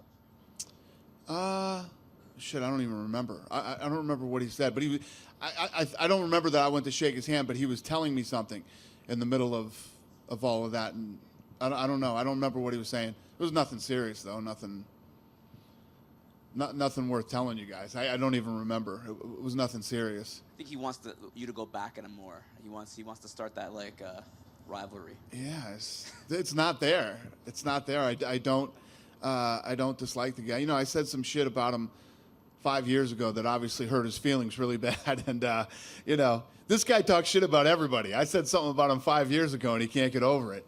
I do not dislike this kid. I mean, that's why he's here. I brought him in, and, you know, he weathered that storm tonight and hung in there, and he's a tough guy.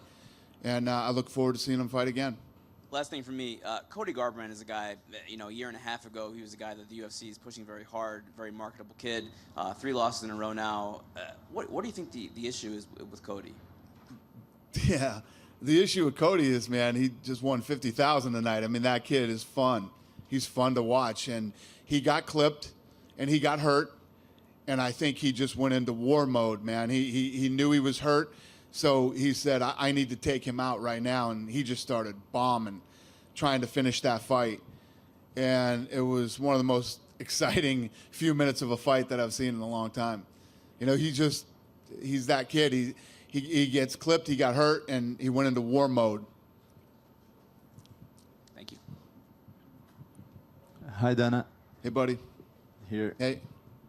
I'd like to hear about Thiago Santos. Why do you think Thiago Santos is the best fight for John Jones, or a good fight for John Jones? Well, who else do you think should fight him? I agree with you. Other than Brock. Kevin Iole wants Brock. Who do you want? I would prefer Thiago. Who? I would prefer Thiago. Who do you say? Thiago. Thiago. Oh, good. All right, we're on the same agree. page then. All right, your question sounded like you wanted me to pick somebody else. No. Okay. I just... Listen, Thiago looks unbelievable at that weight. He's big. I like his fighting style. And when you put John Jones in those type of fights, Jones shines. Jones sort of is one of those guys who rises to the level of his opponent, you know? And Smith is usually a very aggressive guy. But when you think you know what you're going to do until you actually get in there with John Jones and start fighting him. You know, tonight you saw flashes of brilliance with Jones. Some of the combinations that he put together and threw, I turned around and looked at Zac Efron and said, Jesus Christ, this guy's so fucking good. I mean, you guys had to say it a few times during this fight tonight, man. Some of the shit that John Jones threw is ridiculous, you know? And I think that Thiago Santos is the type of guy that's going to come in, be aggressive, move forward, and give you the kind of fight that you're used to seeing John Jones in. And thinking about another Brazilian, how do you see Johnny Walker's future? So bright. That guy is so talented. He knocked out Misha Serkinov like this, like it was nothing. Set him up for the knee, and it's one of the nicest flying knees you'll ever see. It was incredible. That guy is super talented, and I hope he's okay, and I look forward to seeing him fight again. Dana, over here, you mentioned John sort of rising to the level of his opponent, and Yep. in this era of super fights, I mean, is it satisfying for you, sort of looking at the next couple of years of John's career, playing out as him just taking on the #1 contender in the division, rather than kind of pursuing those super fights? Let's say that again. What's the question? Is it satisfying when you consider the next couple years of John Jones's career, Yeah. for him to just fight the #1 contenders in the division Yeah, rather than? yeah. Listen, I think that, you know, John Jones wanting to stay in his own lane and continue to pick off the guys that come up behind him. There's nothing wrong with that. I mean, that's normally what people do. I mean, that's the norm in any division, in any fight, whether it's boxing or wherever. But I think that we expect so much from John Jones. You know, you want this guy to move over here and do this and fight this guy and all this stuff. I do too. I mean, I would love to make all those kind of fights. But if you look at Jones, you know, everybody was talking about Smith and what a huge underdog he was, and this fight shouldn't even be happening. I mean, nobody gave this guy the credit that he deserves. Smith is a tough guy. So when you see John Jones go the distance with a guy like Smith, you're like, eh. Let's not forget, he just knocked out Daniel Cormier. And I told you, I think Cormier is the greatest heavyweight ever, and I think Cormier is one of the greatest mixed martial artists ever. and John Jones just knocked him out. So Jones is definitely one of those guys that raises to the level of his opponent. You throw a killer in there with John Jones, Jones fights like a killer. And then just one more quickly, there's been a lot of talk about sort of West African fighters. There are 200 million people in Nigeria. I mean, is that a market that you kind of look at and think that's intriguing? Yeah, that's a good one. But weird thing, little fact you guys might not know, but for like, I don't know how many years, we've had a TV deal in Africa. And that's definitely helped build the sport, but the numbers that we pull in Africa are incredible. We've been pulling big numbers there for a long time. So the fact that, these guys are crazy talented and guys are starting to pop up left and right, it definitely makes sense. Hey, Dana. Hey, what's up, buddy? What surprised you more, Usman's performance or Woodley's performance? Woodley. I expected Usman. I like I said, after the RDA fight, Woodley looked less than flat tonight. He looked I don't know. What did he come in here tonight? Yeah. And what did he say? What was the reason he have an excuse on why he looked bad?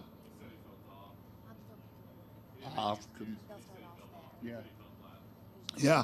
I didn't know if Woodley was going to come in here and say he was hurt or something happened or something like that happened. But yeah, he didn't look like Woodley tonight. He looked flat.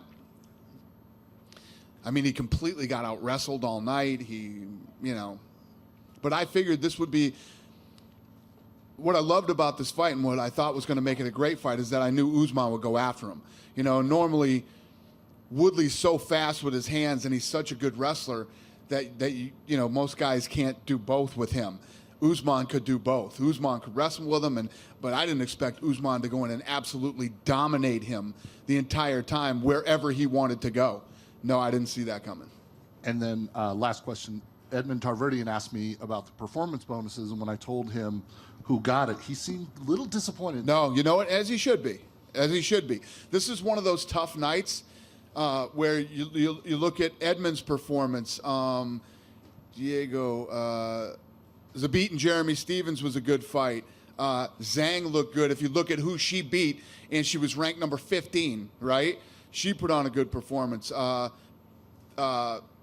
Pedro Munoz, he's got to be devastated that he didn't get it. But these guys that didn't, and the people that I'm talking about, I'll send them a little extra something too. They didn't get the 50,000, but if you look at who I gave it to, Diego Sanchez, right? Johnny Walker and Garbrandt and Munoz for the fight of the night. It's pretty tough to debate. What did you think of Shabazian? If you look at Usman, Usman just dominated Tyron Woodley for every second of that fight. Right. He probably should have, so I'm going to have to write some more checks. What did you think of Shabazian for being 21? Unbelievable. Unbelievable. 9-0, 21 years old, and looked fantastic tonight. He completely shut him down. And you can tell Edmund, relax, he's going to get some money. I'm going to send him some money. All right? Dana, right here.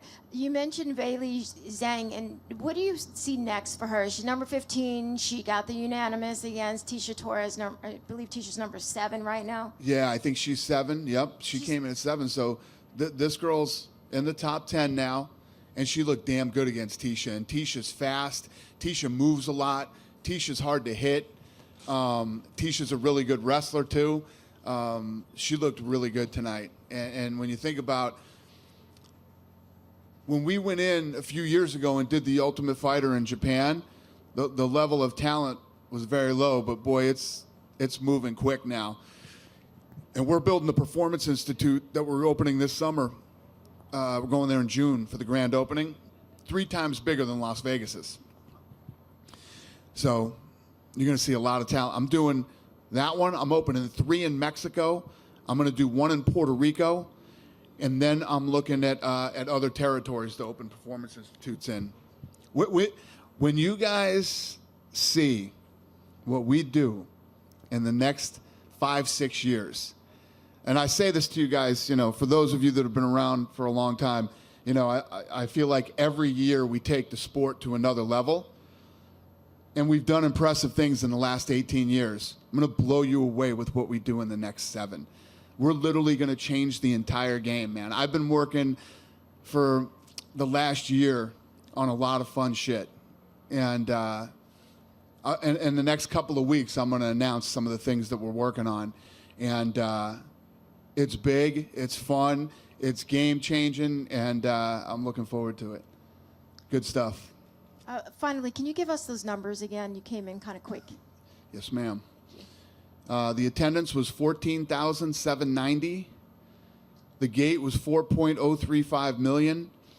Performance of the night was Diego Sanchez and Johnny Walker, and the fight of the night was Garbrandt versus Munoz. All those guys won $50,000. You guys good? No? Yeah, go ahead. Let's get him a mic. Oh, spilt Kevin's Diet Coke. Thanks, Dana. Just wondering if you have had any rough idea of what you wanted to do next with Tyron Woodley? I don't know. I think Woodley needs to go, take some time off, spend some time with his family, and he'll call me and we'll figure out what's next for him. It's tough to talk out. I mean, especially after a loss like that, what's next for him? Question is, what does he want to do? Tyron Woodley's made a lot of money. He's done well. So, who knows? Who knows where his head's at and what he's thinking? Thanks, man. Good night, you guys. Have a great weekend.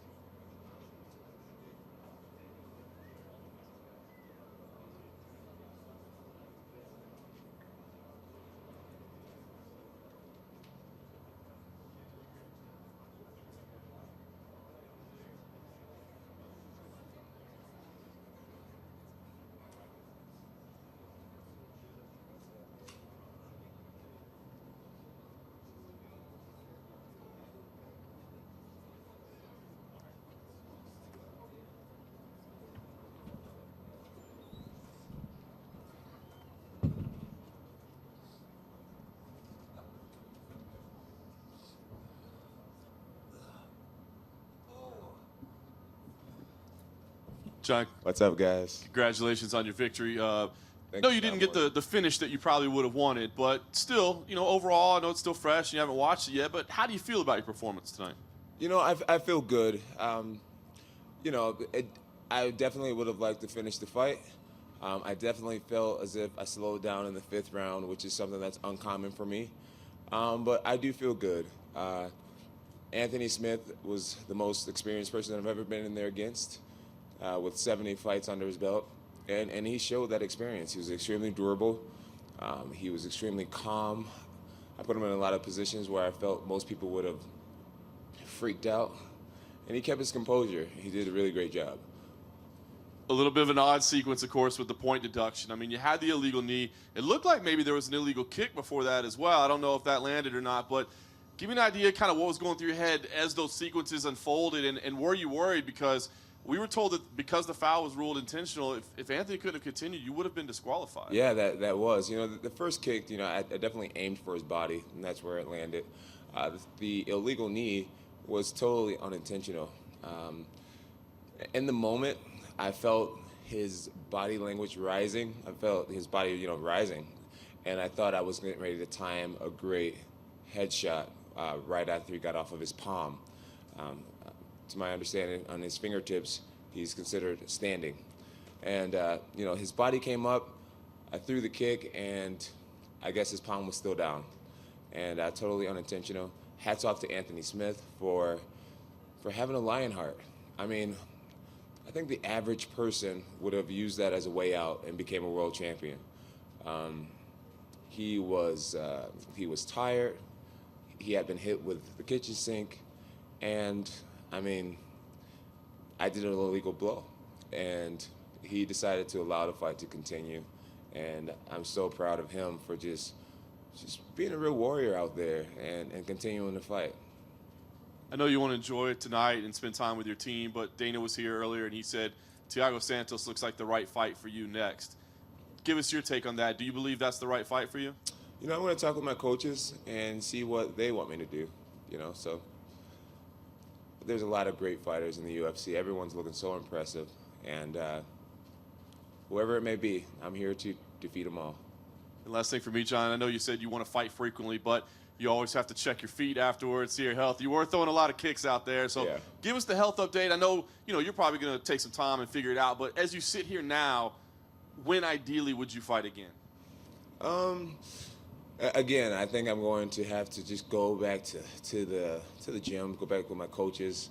You know, if you guys can't tell, I'm really big on my family. You know, my family and my coaches, and we are a unit. You know, I'm a product of these guys, so I need to talk to the team to see what we're gonna do. You know, I need to evaluate my body and see what we're gonna do.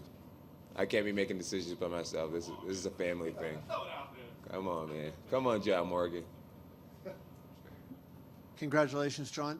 Why did you go away from the kicks in the last 2 rounds? Like early on, you were using that spinning back kick, and you used a lot of that stuff, and then it seemed like you were using your hands more, or even trying to go for takedowns as the fight went on. What was the change in strategy? You know, I've been doing a lot of boxing. I've been working on my hands extensively, my defense and my offense, and I wanted to open up that category in my game when I felt comfortable doing it, and I felt like towards the later rounds I really got a beat on Anthony and what he was capable of, how fast he was, his level of punching power, and I just felt more comfortable exchanging in the later rounds with my hands. You know, when you throw punches, you're a little bit more vulnerable to get hit back, where with kicks, you know, you're pretty much at a safe distance. And when I felt less vulnerable, I opened up the hands. Did you feel like in the early part of the fight you were hurting him to the body, where you slowed him down a little bit? It seemed like some of those kicks really had an impact on him. Oh, yeah, for sure. I think the very first spinning back kick, it had to have taken something out of him. You know, I saw a huge welt across his torso and a little bit of a bruise under his nipple. And, yeah, that was from that first kick. I know that had to have done something. How would you assess, this is the first time you fought so frequently in quite a long time. How would you assess, what was that like for you now that you fought, now you go through another camp and fight again? What was that experience like? It was great, It was a lot of fun. I felt really familiar tonight at work. A little bit too familiar, actually. Like in my warm-up, there was no nervousness, and that was making me uncomfortable. The fact that there was no nervousness, I was almost questioning myself. Am I ready? Am I taking this seriously enough? And I know that I have done everything in my power to be prepared for this, but I think a little bit of nerves are actually a good thing. And tonight I just felt so doggone comfortable in there. But I feel like that's God's grace too. He blesses me to have a sound mind, and so I can't ask for it and then be confused when my mind is sound and at peace with what I'm doing. Last question for me. When you talk about the nerves and all the stuff going on, it seems like heavyweight would do that. And I was asking Dana about you fighting Brock, right? And I mean, I remember at UFC 214, you seemed pretty motivated by that fight. Dana did say he's going to give that fight to Daniel, but is Brock still the guy that you seem hesitant to fight at heavyweight, but not Brock? And why would you want to fight this big lug if you don't want to fight the other guys? Well, I figure if I'm going to make the gamble, you might as well go extremely big, right? Go big or go home.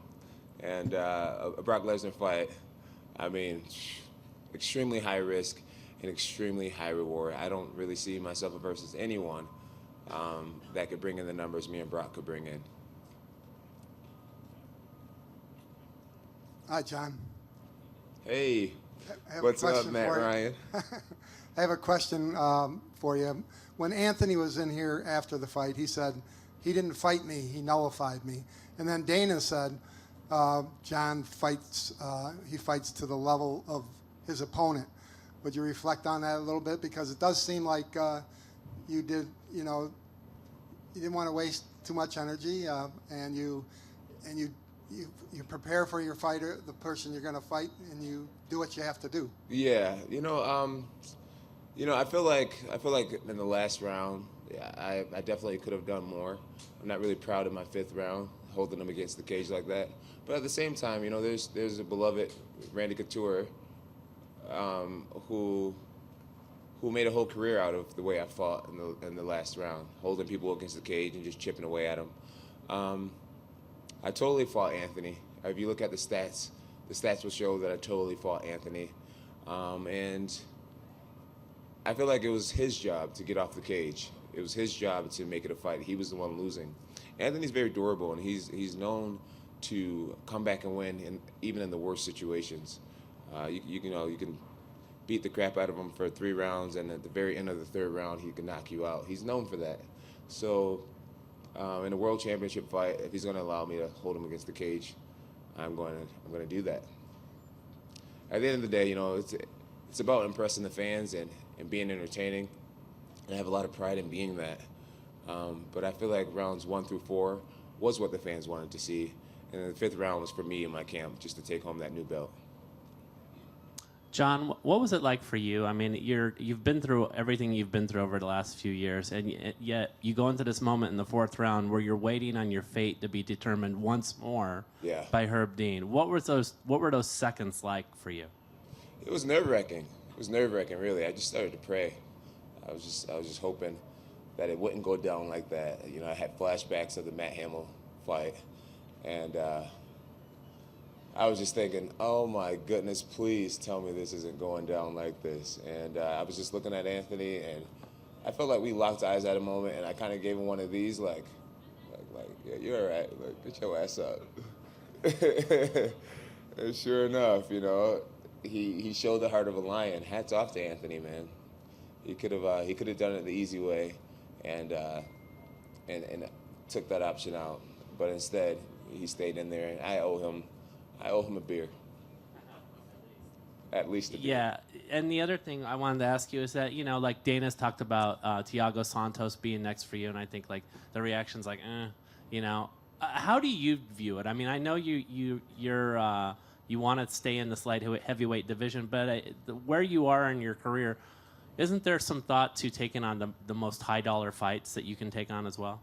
I think all these younger fighters should get their opportunity at a world title. When you sit in my position, it's like, who am I to deny people? But I'm not going to really talk ahead too much. I'm going to get with my coaches, and we're a close, tight-knit family, and this career is not mine; it's all of ours. And we're going to talk about who we want to fight next, what we want to do next, and just play it like that. Hey, John, in front over here to your right. What's up, man? Congrats, man. Thank you. I wanted to ask you about the knee again, going back to what you said earlier about the rule, whether it's the palm or the hand. What's interesting is that if you had done that in California, that would have been completely legal. It would have been an illegal knee. It's illegal in Nevada because of just the different rules about which hands is which. Is that confusing for fighters? I mean, it's like, if that was in California, again, that would have been a legal knee, but here, it's not. It is confusing. It's a little confusing, but I'm not going to blame the rules or whatnot. I just need to be better. I need to be a professional and know where I'm fighting. If I'm in Nevada, I guess the difference from here to here is it can change a career. It could change what your record is, So I made a mistake. It was an honest mistake. I'm sure because it's me, fans are going to be like, this dude fucking cheated. He's such a cheater, poking people in the eyes. And now he's kneeing people in the head. I just got to learn to, take it and keep on ticking. I'm curious, what was, I don't know if you watched that earlier in the fight, Johnny Walker, light heavyweight in your division, had another impressive knockout. What are your thoughts on him? It's like, is he like the next coming of a John Jones type guy? And I think there will only be one John Jones. But I didn't see the fights. I did get to see Tyrone Woodley's fight, but I didn't get to see any of the earlier fights. And I'm excited about the future of the light heavyweight division. I really feel like God anointed me to be a fighter, and I'm going to have to take on every comer. And the confidence that I had as a 23-year-old facing Shogun Rua has only grown. I believe in myself tremendously, and And no one said my job was meant to be easy, but I felt like I'll always make a way to make it happen. And last thing for me, what is an whoopsie-doo fighter? Oh, a look-see-do fighter. Fighter. That's what Bruce A Buffer look, announced, right? yeah, you know what? I actually got that from my original fight team. I won't give them a shout out because I think they're assholes, but. You always use that though, or is that new? No, my original manager came up with it because of what I was doing. I kind of learned how to fight on YouTube, and so I would watch things on YouTube, and I would do it. So we just call it like look, see, do. I look at it, I would see it, and then I would do it, and so that's what just happened. Is there any reason why you went back to that now? I think they've been saying that the whole time. They've always said it. Okay. Yeah. For some reason I never. All right. Uh-huh. Congratulations, John, right here. Thank you. So wanted to know, because you did mention a few minutes ago that the 5th round you felt yourself slowing down. From my estimation, it looked like you were throwing a lot harder than you normally do earlier in the fight. Do you think that was a contributing factor, just trying to put more power behind your punches? No, I think that's a testament to my striking coaches. You know, especially Coach Wink. He really tries to encourage me to use power. You know, I'm a guy who tries to go 80% at all times, just so that I can be in it for the long haul. You know, I believe guys who swing with 100% power, you know, you just pay when you miss. So I like to be, you know, I'm always preserving a little energy in everything I do. And in the 5th round, man, like I said, you know, I feel like the first 4 rounds is what the fans really wanted to see. And the 5th round was really just for me and my family, you know, just to secure the belt. Sometimes you got to do things for the bigger picture. And that was just secure the win. It was up to Anthony to get himself off the cage and to make it a fight again. But if he's going to allow me to be there, then the smart thing to do, even though it's not entertaining, just hold him there. Getting back to Johnny Walker, your picture with him at Fight Week kind of made everybody a little excited that checked it out on Twitter. So when you took that picture, were you sizing him up? No. Just, you know, I try to introduce myself to everyone. I feel like giving guys mean mugs and all this type of stuff is showing them too much respect. At the end of the day, I feel like this is my time, this is my era, and I was meant to be here and be a great, great champion. This belt here is supposed to be covered in red rubies already, and I got a new challenge, and that's to get this thing covered in red rubies. And that means I'm gonna have to beat a lot of ass, and I am up for the challenge. So yeah. What's up, my man?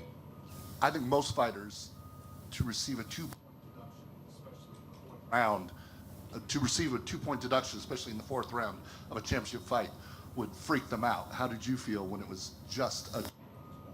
The 2-point deduction or whatever, it was a little nerve-wracking, but I felt like the fight was in control. I knew, despite the point reduction, the only way he could win the fight at that point was to somehow get a knockout, and I was pretty aware of that. And I just kept praying in between the rounds, and every moment I had a break to talk to God, I just continued to talk to him, and I knew that everything was gonna be all right. All right, I was gonna say, you guys slowing down on questions. I got an after party to go to. I sure will get out of here. All right, I don't want to keep you too long. You know, among all your attributes that we talk about so much, I think one of the things that doesn't get talked about enough is your composure. That's one of the things that sets you apart and makes you one of the greatest, if not the greatest. Thank you. How do you do it? Composure. I don't know, man. I don't know. I don't know, honestly. Are you into visualization, meditation? Visualization, yeah. I visualize a lot. I meditate a lot.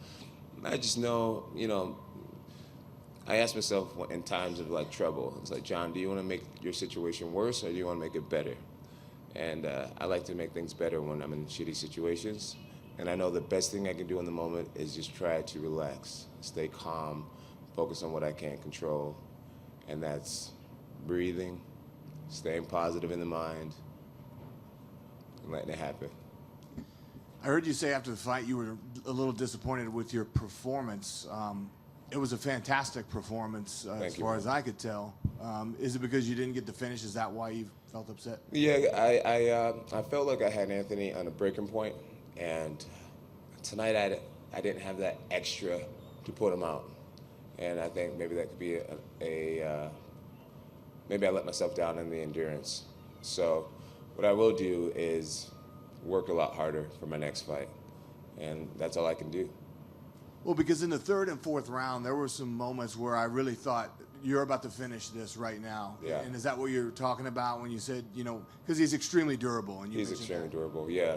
There was moments like when he was sitting on his butt, and I had him against the cage, and I was throwing lighter punches, and there was moments where I had him in the front headlock position, and I had his back, and my punches weren't effective enough, and I think that was strictly related to cardio.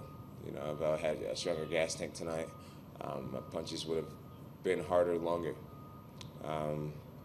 and so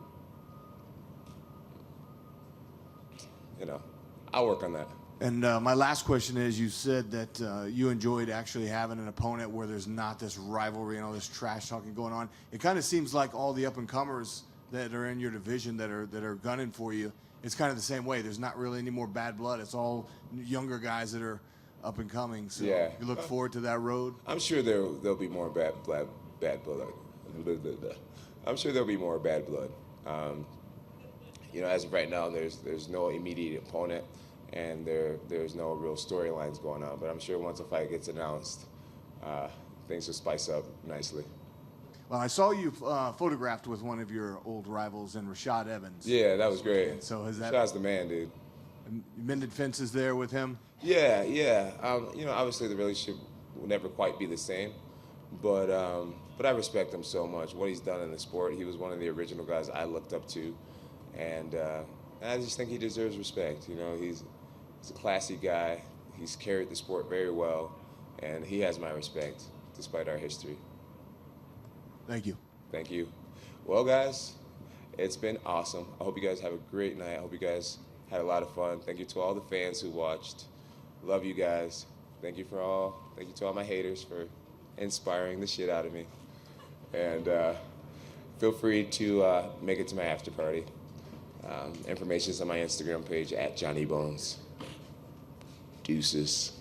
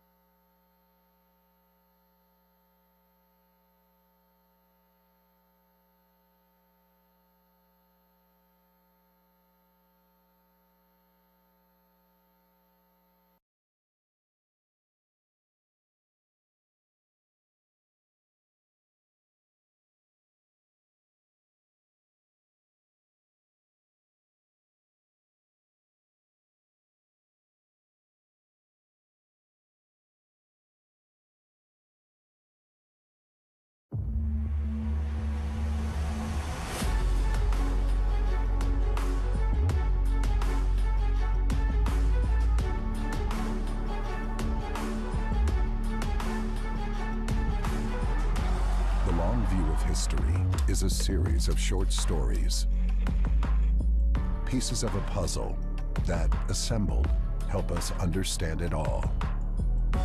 How the great ones rose, where they came from, and how they endure. What they fought for, what they did to survive, why they believed when no one else did, and how they forged a lasting legacy. If you thought you knew UFC history, this is the whole story in 25 parts. UFC 25 Years in Short.